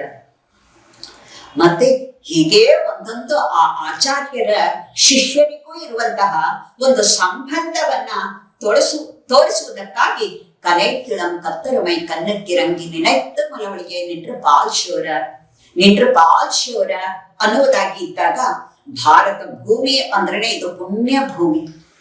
ಇದರಲ್ಲಿ ಋಷಿ ಮುನಿಗಳ ಒಂದು ಅವತಾರ, ಅವರ ಒಂದು ಮಂತ್ರಗಳ ಒಂದು ಪುನೀತವಾದಂತಹ ನೆಲ, ಆಳ್ವಾರ್ ಆಚಾರ್ಯರುಗಳ ಪುನೀತವಾದಂತಹ ಸಂತರು, ಎಷ್ಟು ಜನ, ಲೆಕ್ಕವಿಲ್ಲದಷ್ಟು ಜನ ಇಲ್ಲಿ ಆ ಭಕ್ತಿಯ ಜ್ಞಾನಾಮೃತವನ್ನ ಪೂರ್ಣವಾಗಿ ಹರಿಸಿರುವುದರಿಂದ ನನೈತಿಲಂ ಶೇರು ಈ ಭಾರತ ಭೂಮಿಯೇ. ಇಷ್ಟೆಲ್ಲ ಇದ್ದು ಸಹ ಒಳಗಡೆ ಏನಾಗಿದೆ ಅಂದ್ರೆ ಅವರ ಅಂತರಂಗವಾಗಿ ಆ ಭಾಗವತ ಒಂದು ಸ್ವರೂಪದಲ್ಲಿ ಸದಾ ಭಗವತ್ ಚಿಂತನೆಯನ್ನೇ ಮಾಡ್ತಾರಲ್ಲ, ಅಲ್ಲಿ ಇದನ್ನ ಹೇಳ್ತಾರೆ. ಅವರು ಹೇಗೆ ಇರ್ತಾರೆ ಭಾಗವತರು ಅಂದ್ರೆ, ಒಳಿಕೊಂಡ ಶೋಧಿಯೈ உள்ளத்துமவர் கண்டீர் ಶಿಲೆತ್ತಿನ್ನಿ ಆಂಡ್ ಎಮ್ಮೆ ಜನ್ಮ ಜನ್ಮಾಂತರಂ ಕಾಪಾರೆ. ಒಳಿಕೊಂಡ ಶೋಧಿಗೆ ಸದಾ ಜ್ಯೋತಿರ್ಮಯನಾಗಿ ಹೊಳಿತಾ ಇರ್ತಾನಂತೆ ಭಗವಂತ. ಅವನನ್ನ ಉಳ್ಳತ್ತುಂ ಅವರ್ ಕಂಡೀರ್, ಆ ಒಳಗಿನ ಅಂತರಂಗದಲ್ಲಿ ಅವರು ತಾವು ಇರಿಸಿಕೊಂಡು ಬಿಟ್ಟಿದ್ದಾರೆ. ಶಿಲಿಪಿನ್ನಿ ಆಂಡ್ ನಮ್ಮನ್ನ ಈ ಸಂಸಾರದಿಂದ ಬಿಡಿಸಿ ನಮ್ಮನ್ನ ರಕ್ಷಿಸಿ, ಎಮ್ಮೆ ಇವಾಗ ಮಾತ್ರನ ನಮ್ಮನ್ನ ಆಳೋದು ಜನ್ಮ ಜನ್ಮಾಂತರಕ್ಕೂ ಸಹ ನಮಗೆ ರಕ್ಷಕರು ಅಂದ್ರೆ ಭಾಗವತ ಶೇಷತ್ವ. ಅದನ್ನ ಇಲ್ಲಿ ಒಂದು ವಾಶಲ್ ಕಡೆಪತ್ತಿ ಅನ್ನುವುದಾಗಿ ತೋರಿಸ್ತಾರೆ. ಒಂದು ವಾಶಲ್ ಕಡೆಪತ್ತಿ ಶಿನತ್ತಿನಾಳ್ ತೆನ್ನಿಲಂಗೆ ಕೋಮಾನೆ ಚೆತ್ತ ಮನತ್ತಕ್ಕಿನಿಯಾನೆ ಅಂತ ಹೇಳ್ತು ಅಂದ್ರೆ ಹೇಗೆ ಅಂತ ಹೇಳಿದ್ರೆ, ರಾಮ ಒಬ್ಬರಿಗೆ ಅಲ್ಲ ಎಷ್ಟೆಷ್ಟು ಜನಕ್ಕೆ ಅವನು ಇನಿಯನಾಗಿದ್ದಾನೆ ಅನ್ನುವುದನ್ನ ತೋರಿಸ್ತಾರೆ. ಅವನ ವೀರ್ಯದಿಂದ ರಾವಣನೇ ಅವನಿಗೆ ಮನತ್ತಕ್ಕಿನಿಯಾನ ಅಂತ ಹೇಳ್ತಾರೆ. ಶತ್ರು ಪ್ರಖ್ಯಾತ ವೀರ್ಯಸ್ಯ ರಂಜನೀಯಸ್ಯ ವಿಕ್ರಮೈಹಿ ಅಂತ ಹೇಳ್ಬಿಟ್ಟು ರಾಮ ಹೇಳ್ಬೇಕಂದ್ರೆ ಆ ವೀರ್ಯಕ್ಕೆ ರಾವಣ ಮನಸ್ಸೋತು, ಆ ರಾಮ ಮನತ್ತಕ್ಕಿನಿಯಾನ ಆಗಿರ್ತಾನೆ. ಹೋರಾಡಿದ್ರು ಸಹ ನಾನು ಯುದ್ಧ ಮಾಡಿದ್ರು ರಾಮನ ಮೇಲೆ ಅಂತ ಹೇಳಿದಾಗ ಅವನ ವೀರ್ಯ, ಆದ್ದರಿಂದ ಅವನ ವೀರತನಕ್ಕೆ ಮಾರು ಹೋಗ್ತಾನೆ. ಮಾರೀಚ ಯಾರೇ ಆದ್ರೂ ಸಹ, ಯಾರೇ ವಸಿಷ್ಠರೇ ಆಗ್ಲಿ ವಿಶ್ವಾಮಿತ್ರರೇ ಆಗ್ಲಿ ರಾಮನನ್ನ ಇಷ್ಟು ಹೊಗಳಿಲ್ಲ. ಒಬ್ಬ ಮಾರೀಚ ಹೇಳ್ತಾನೆ, ಏನು, ರಾಮೋ ವಿಗ್ರಹವಾನ್ ಧರ್ಮ ಸಾಧು ಸತ್ಯ ಪರಾಕ್ರಮ ರಾಜ ಸರ್ವಸ್ಯ ಲೋಕಸ್ಯ ದೇವಾನಾಂ ಅಧನಾ ಇವ ಅನ್ನುವುದಾಗಿ ರಾಮನನ್ನ ವಿಗ್ರಹವಾನ್ ಧರ್ಮ ಒಂದು ವಾಕ್ಯ ಸಾಕಲ್ಲ, ಅಷ್ಟು ಒಬ್ಬ ಮಾರೀಚ ಹೇಳಿರುವ ಹಾಗೆ ಯಾವ ಋಷಿ ಮುನಿಗಳು ಹೊಗಳ್ತಾರೆ ನೋಡಿ. ಹೀಗೆ ರಾಮನನ್ನ ಒಂದು ಧರ್ಮದ ದೇವತೆಯಾಗಿ ನೋಡ್ತಾನೆ. ಸಾಧು ಸತ್ಯ ಪರಾಕ್ರಮ, ಆ ರಾಮನ ಒಂದು ಸಜ್ಜನಿಕೆಗೆ ಅವನ ಒಂದು ಪರಾಕ್ರಮವನ್ನ, ಸತ್ಯತೆಯ ಪರಾಕ್ರಮವನ್ನ ಹೊಗಳ್ತಾನೆ. ಅವನೇ ರಾಜ ಸರ್ವಸ್ಯ ಲೋಕಸ್ಯ, ಈ ಸರ್ವಲೋಕಕ್ಕೂ ಅವನೇ ರಾಜ ಅನ್ನುವುದಾಗಿ ಹೇಳಿ ದೇವಾನಾಂ ದೇವತೆಯಲ್ಲಿ ಪರಿಶುದ್ಧನಾದವನು ಇವನು ಅನ್ನುವುದಾಗಿ ರಾವಣನಿಗೆ ಹೇಳುವಂತಹ ಇಂತಹ ಸುಂದರವಾದಂತಹ ಮಾತನ್ನ ಯಾರು ಹೇಳಿದ್ದಾರೆ? ಮಾರೀಚನಲ್ಲ. ಮತ್ತೆ ಇಷ್ಟೇ ಅಲ್ಲ, ಕುರೂಪಿಯಾದಂತಹ ಶೂರ್ಪನಿಗೆ ಒಬ್ಬ ಹೆಣ್ಣು ಮಕ್ಕಳು ಹೋಗಿ ರಾಮನ ಮುಂದೆ ನಿಂತ್ಕೊಂಡಾಗ ರಾವಣನಿಗೆ ಹೋಗಿ ತನ್ನ ವಿರೂಪವನ್ನ ತೋರಿಸಿ ಆ ಕೆರಳಿಸಿ ರಾಮನ ಜೊತೆಯಲ್ಲಿ ಯುದ್ಧವನ್ನ ಮಾಡಬೇಕು ಅನ್ನುವ ರೀತಿಯಲ್ಲಿ ತಾನು ತುಂಬಾ ಭಯಬೇಕು ರಾಮನನ್ನ ಅಂತ ಹೇಳ್ತಾಳೆ. ವ್ಯಾಖ್ಯಾನಕಾರದಲ್ಲಿ ತನಿಶ್ಲೋಕದಲ್ಲಿ ಹೇಳ್ತಾರೆ, ಏನ್ ಹೇಳ್ತಾರೆ ಅಂತ ಹೇಳಿದ್ರೆ, ವಯ್ಯಪ್ಪೋನ ಬಾಯಿಲೆ ವಾಣಂತಿ ಪೋನ, ಭಯಬೇಕು ಅಂತ ಹೇಳಿದಂತೆ. ವಾಣಂತಿ ಒಳ್ಳೆ ಮಂಗಳಾಶಾಸನ ಮಾಡಿದ ಹಾಗೆ ಇತ್ತಂತೆ ಅವಳ ಒಂದು ಶ್ಲೋಕ. ಹೇಗೆ ಅವಳು ಹೇಳಿದ್ಲು? ತರುಣೋ ರೂಪ ಸಂಪನ್ನೋ ಸುಕುಮಾರೋ ಮಹಾಬಲ ಪುಂಡರೀಕಾಕ್ಷ ವಿಶಾಲಾಕ್ಷು ಚೀರ ಕೃಷ್ಣಾಂಚಿನಾಂಸು. ಇಲ್ಲಿ ಹೇಳ್ತಾರೆ ತರುಣೋ ರೂಪ ಸಂಪನ್ನೋ, ಇಲ್ಲಿಯವರೆಗೆ ಇಂತಹ ತಾರುಣ್ಯವನ್ನ ಮತ್ತೆ ಆ ರೂಪವನ್ನ, ಆ ಸಂಪನ್ನತೆಯನ್ನ ನಾನು ನೋಡದೇ ಇರಲಿಲ್ಲ. ಸುಕುಮಾರ, ಆ ಸೌಕುಮಾರ್ಯವನ್ನ, ಅವನ ಒಂದು ರೂಪ ಹೇಗಿತ್ತು. ರೂಪ ಇದ್ರೆ ಬಲ ಇರೋದಿಲ್ಲ, ಬಲ ಇದ್ರೆ ರೂಪ ಇರೋದಿಲ್ಲ. ಇದೆರಡೂ ಸೇರಿರುವಂತದ್ದು ರಾಮನಲ್ಲಿ ವಿಶೇಷತೆ ಅನ್ನೋದಕ್ಕಾಗಿ ಸುಕುಮಾರೋ ಮಹಾಬಲೋ. ಇಷ್ಟು ಇದ್ದು ಅವನ ಕಣ್ಣಿನ ಚೆಲುವನ್ನ ಹೇಳ್ತಾಳೆ. ಪುಂಡರೀಕಾಕ್ಷ ವಿಶಾಲಾಕ್ಷ, ಅವನ ಪುಂಡರೀಕ ವಿಶಾಲಾಕ್ಷು ಅಂತ ಹೇಳಿದಾಗ ಅವನ ಒಂದು ಕಣ್ಣಿನ ಛಲವನ್ನ ಹೇಳ್ತಾಳೆ. ಇದು ಪರತ್ವದ ಒಂದು ಚಿಹ್ನೆಯೂ ಆಗತ್ತೆ ನೋಡು. ಇವಾಗ ಅವನು ಪೀತಾಂಬರಿ ಧಾರಿ ಆಗಿಲ್ಲ. ಇಲ್ಲಿ ಪುಂಡರೀಕ ವಿಶಾಲಾಕ್ಷ ಅಂತ ಹೇಳಿದ ತಕ್ಷಣ ಪೀತಾಂಬರ ಧರ ಅಂತ ಹೇಳ್ಬೇಕಾಗಿತ್ತು. ಪೀತಾಂಬರ ಧರವನ್ನ ಹಾಕಿಲ್ಲ ಇವನು. ಇವಾಗ ಇವನು ಒಂದು ಋಷಿ ಮುನಿಗಳ ಹಾಗೆ ಆ ಕೃಷ್ಣಾಜಿನವನ್ನ ಧಾರಣೆಯನ್ನ ಮಾಡಿರುವುದರಿಂದ ಚೀರ ಕೃಷ್ಣಾಜಿನಾಂಬರವು, ಆ ಚೀರ ಕೃಷ್ಣಾಂಬರದಲ್ಲಿಯೂ ಸಹ ಇವನ ಲಕ್ಷಣವಾಗಿ ಕಾಣ್ತಾನೆ. ಅಂದ್ರೆ ಇಂಥ ರೂಪವನ್ನ ನಾನು ನೋಡೇ ಇಲ್ಲ ಅಂತ ರೂಪಕ್ಕೆ ಮಾರು ಹೋಗಿ ಶೂರ್ಪನಿಗೆ ಮನತ್ತಕ್ಕಿನಿಯಾನೆ ಅನ್ನುವುದಾಗಿ ಅರ್ಥ. ಅದೇ ರೀತಿಯಲ್ಲಿ ತಾರೆ ತನ್ನ ಗಂಡ ಸತ್ತು ಮಲಗಿರ್ತಾನೆ, ರಾಮ ನಿಂತಿರ್ತಾಳೆ. ರಾಮನನ್ನ ತುಂಬಾ ನನ್ನ ವಾಲಿನಿಗೆ ಯಾವುದನ್ನ ಮಾಡಿದ್ದಾನೆ, ಏನು ಅಪರಾಧವನ್ನ ಮಾಡ್ದ. ಅವನು ಸುಗ್ರೀವ ವಾಲಿ ಅವರ ಅಣ್ಣ ತಮ್ಮದರ ಜಗಳ ವಿನಃ ನಿನಗೂ ರಾಮನಿಗೂ ಯಾವ ಸಂಬಂಧವೂ ಇಲ್ಲ. ಅವನನ್ನ ಯಾಕೆ ನೀನ್ ಸಾಯಿಸ್ದೆ ಅಂತ ಪ್ರಶ್ನೆ ಮಾಡಬೇಕು ಅಂತ ಹೋದವಳು ರಾಮನನ್ನ ನೋಡಿದ ತಕ್ಷಣ ಹೊಗಳುವುದಕ್ಕೆ ಪ್ರಾರಂಭ ಮಾಡ್ತಿದ್ದಾಳೆ. ಅಲ್ಲಿ ತ್ವಂ ಅಪ್ರಮೇಯಶ್ಚ, ಮೊದಲು ಅಪ್ರಮೇಯಶ್ಚ ಅಂತಾಳೆ. ಯಾತಕ್ಕೆಂದ್ರೆ ನನ್ನ ಮನಸ್ಸಿನಲ್ಲಿ ಇಷ್ಟೆಲ್ಲ ಗುಣಾಕಾರ ಹಾಕಿದ್ದೆ, ಆದ್ರೆ ನಿನ್ನ ನೋಡಿದ ತಕ್ಷಣ ಮನಸ್ಸಿಗೆ ಎಟಕದೇ ಇರುವವನು ವಾಚಾಮ ಗೋಚರ ಅನ್ನುವುದನ್ನ ತಿಳಿದು ಅಪ್ರಮೇಯಶ್ಚ ದುರಾದರಶ್ಚ ಅಂತ ಹೇಳ್ತಾಳೆ. ದುರಾದರಶ್ಚ ಅಂದ್ರೆ ಸುಲಭವಾಗಿ ಸಿಗುವವನು ಅಲ್ಲ ನೀನು ರಾಮ. ಜಿತೇಂದ್ರಿಯಶ್ಚ, ನಿನ್ನಷ್ಟು ಜಿತೇಂದ್ರಿಯವನ್ನ, ಇಂದ್ರಿಯಗಳನ್ನ ಗೆದ್ದವನು ಯಾರಿದ್ದಾರೆ? ಒಬ್ಬ ಹೆಣ್ಣಿನ ಮುಂದೆ ನೀನು ಹೀಗೆ ನನ್ನನ್ನ ಕತ್ತೆ ಎತ್ತು ನೋಡದೇನೆ ಹೀಗೆ ಇದ್ದೀಯಲ್ಲ, ಅದರಿಂದ ಜಿತೇಂದ್ರಿಯಶ್ಚ ಉತ್ತಮ ಧಾರ್ಮಿಕಶ್ಚ. ನೋಡಿ, ಇವಾಗ ವಾಲಿನ ಬೈದು ನಿನಗೂ ವಾಲಿಗೂ ಏನ್ ಸಂಬಂಧ ಅಂತ ಕೇಳಿದ್ರು. ಉತ್ತಮ ಧಾರ್ಮಿಕಶ್ಚ, ನಿನ್ನಷ್ಟು ಧರ್ಮವನ್ನ ತಿಳಿದವನು ಯಾರಿದ್ದಾರೆ ಅಂತ ಇದ್ದಾಳೆ. ಅಕ್ಷಯ ಕೀರ್ತಿಯಶ್ಚ, ಸದಾ ನಿನ್ನ ಕೀರ್ತಿ ಇರುತ್ತೆ. ವಿಚಕ್ಷಣಶ್ಚ, ಆಮೇಲೆ ಕ್ಷಿತಿಕ್ಷಮಾವಾನ್ ಕ್ಷಿತಿಜೋಪಮಾಂಶಃ. ಈ ರೀತಿಯೆಲ್ಲ ಆ ತಾರೆ ಸತ್ತ ಗಂಡ ಮಲಗಿರ್ಬೇಕಾದ್ರೆ ರಾಮನನ್ನ ಹೊಗಳಕ್ಕೆ ನೋಡ್ತಾನೆ ಅಂತ ಹೇಳಿದ್ರೆ, ಅಂತಹ ಸಮಯದಲ್ಲೂ ಮನತ್ತಕ್ಕಿನಿಯ ಯಾರಿಗೂ ತಾರೆಗೆ ಇನ್ನು ಆ ಮಂಡೋದರಿಯ ಒಂದು ವಿಚಾರದಲ್ಲಿ ನೋಡಿದಾಗ, ರಾವಣ ಸತ್ತು ಬಿದ್ದಾಗ ಮಂಡೋದರಿ ಏನ್ ಹೇಳ್ಬೇಕು, ಅವನ್ನ ನೋಡಿ ರಾಮ ಯಾರಿಗೂ ಸಹ ತನ್ನ ಪರತ್ವವನ್ನ ತೋರಿಸಿರ್ಲಿಲ್ಲ.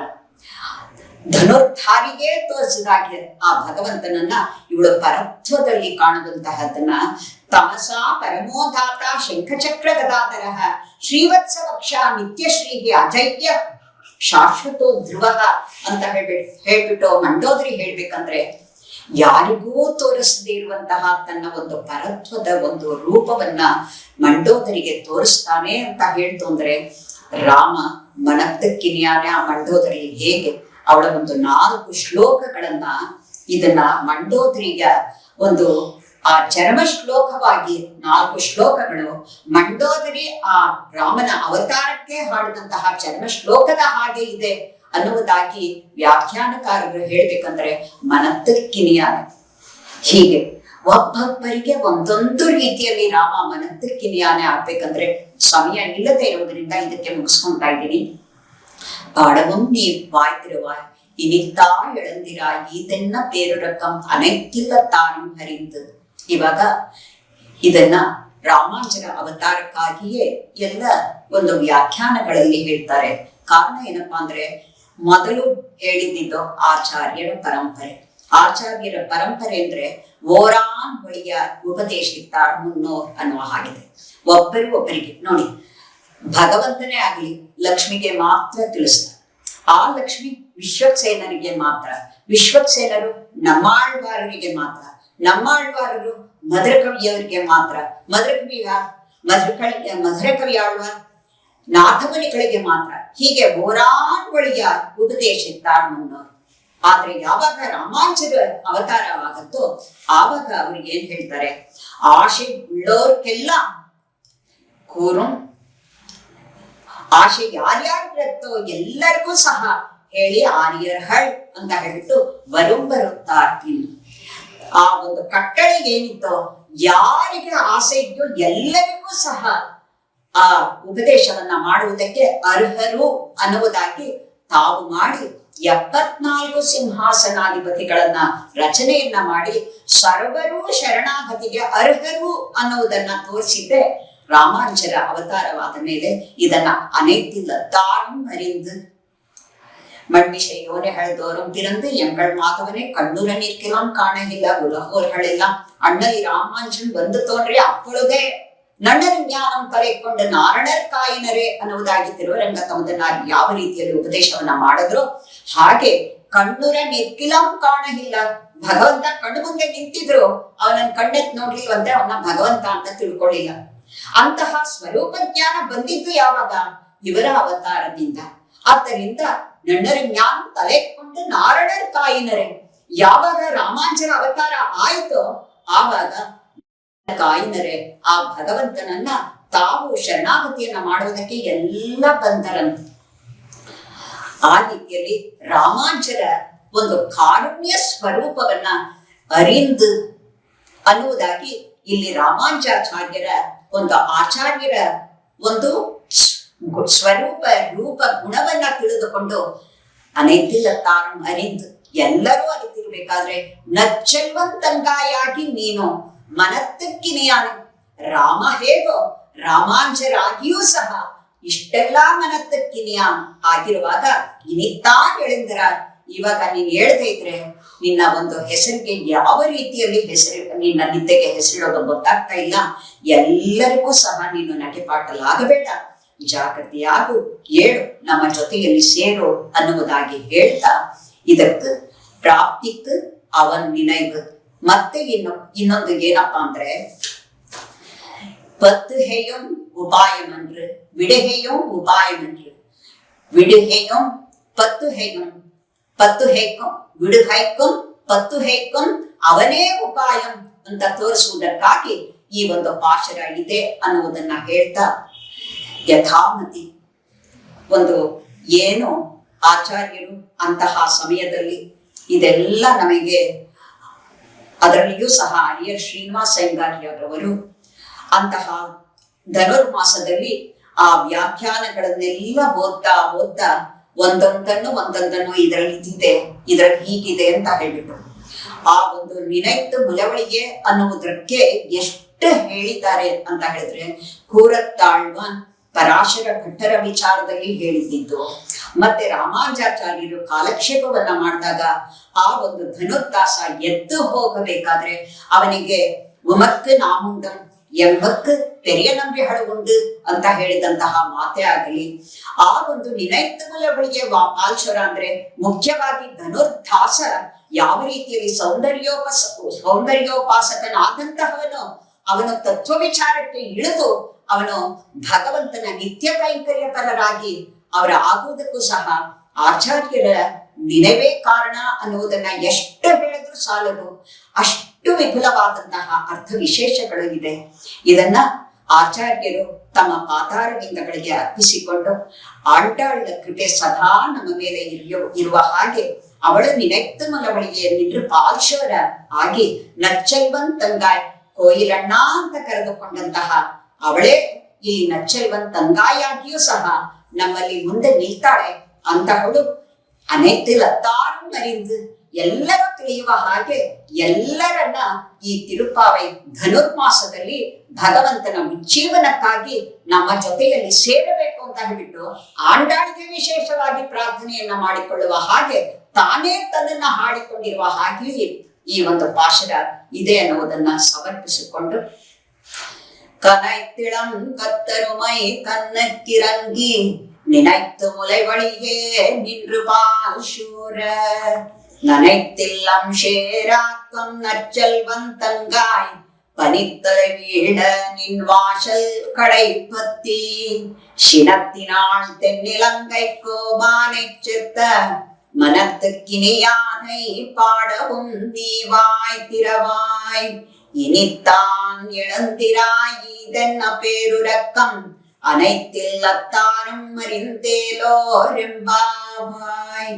ஸ்ரீமத்யை விஷ்ணு சித்தார்ய மனோநந்தன ஹேதவே நந்தநந்தன சுந்தரியை கோதாயை நித்யமங்களம். மங்களாசாசன பரைர்மதாச்சார்ய புரோகமைः सर्वैश्च पूर्वैराचार्यैः सत्कृतायास्तु मङ्गलम्. ஆண்டாள் திருவடிகளே சரணம். ஸ்ரீமதே ராமானுஜாய நமः.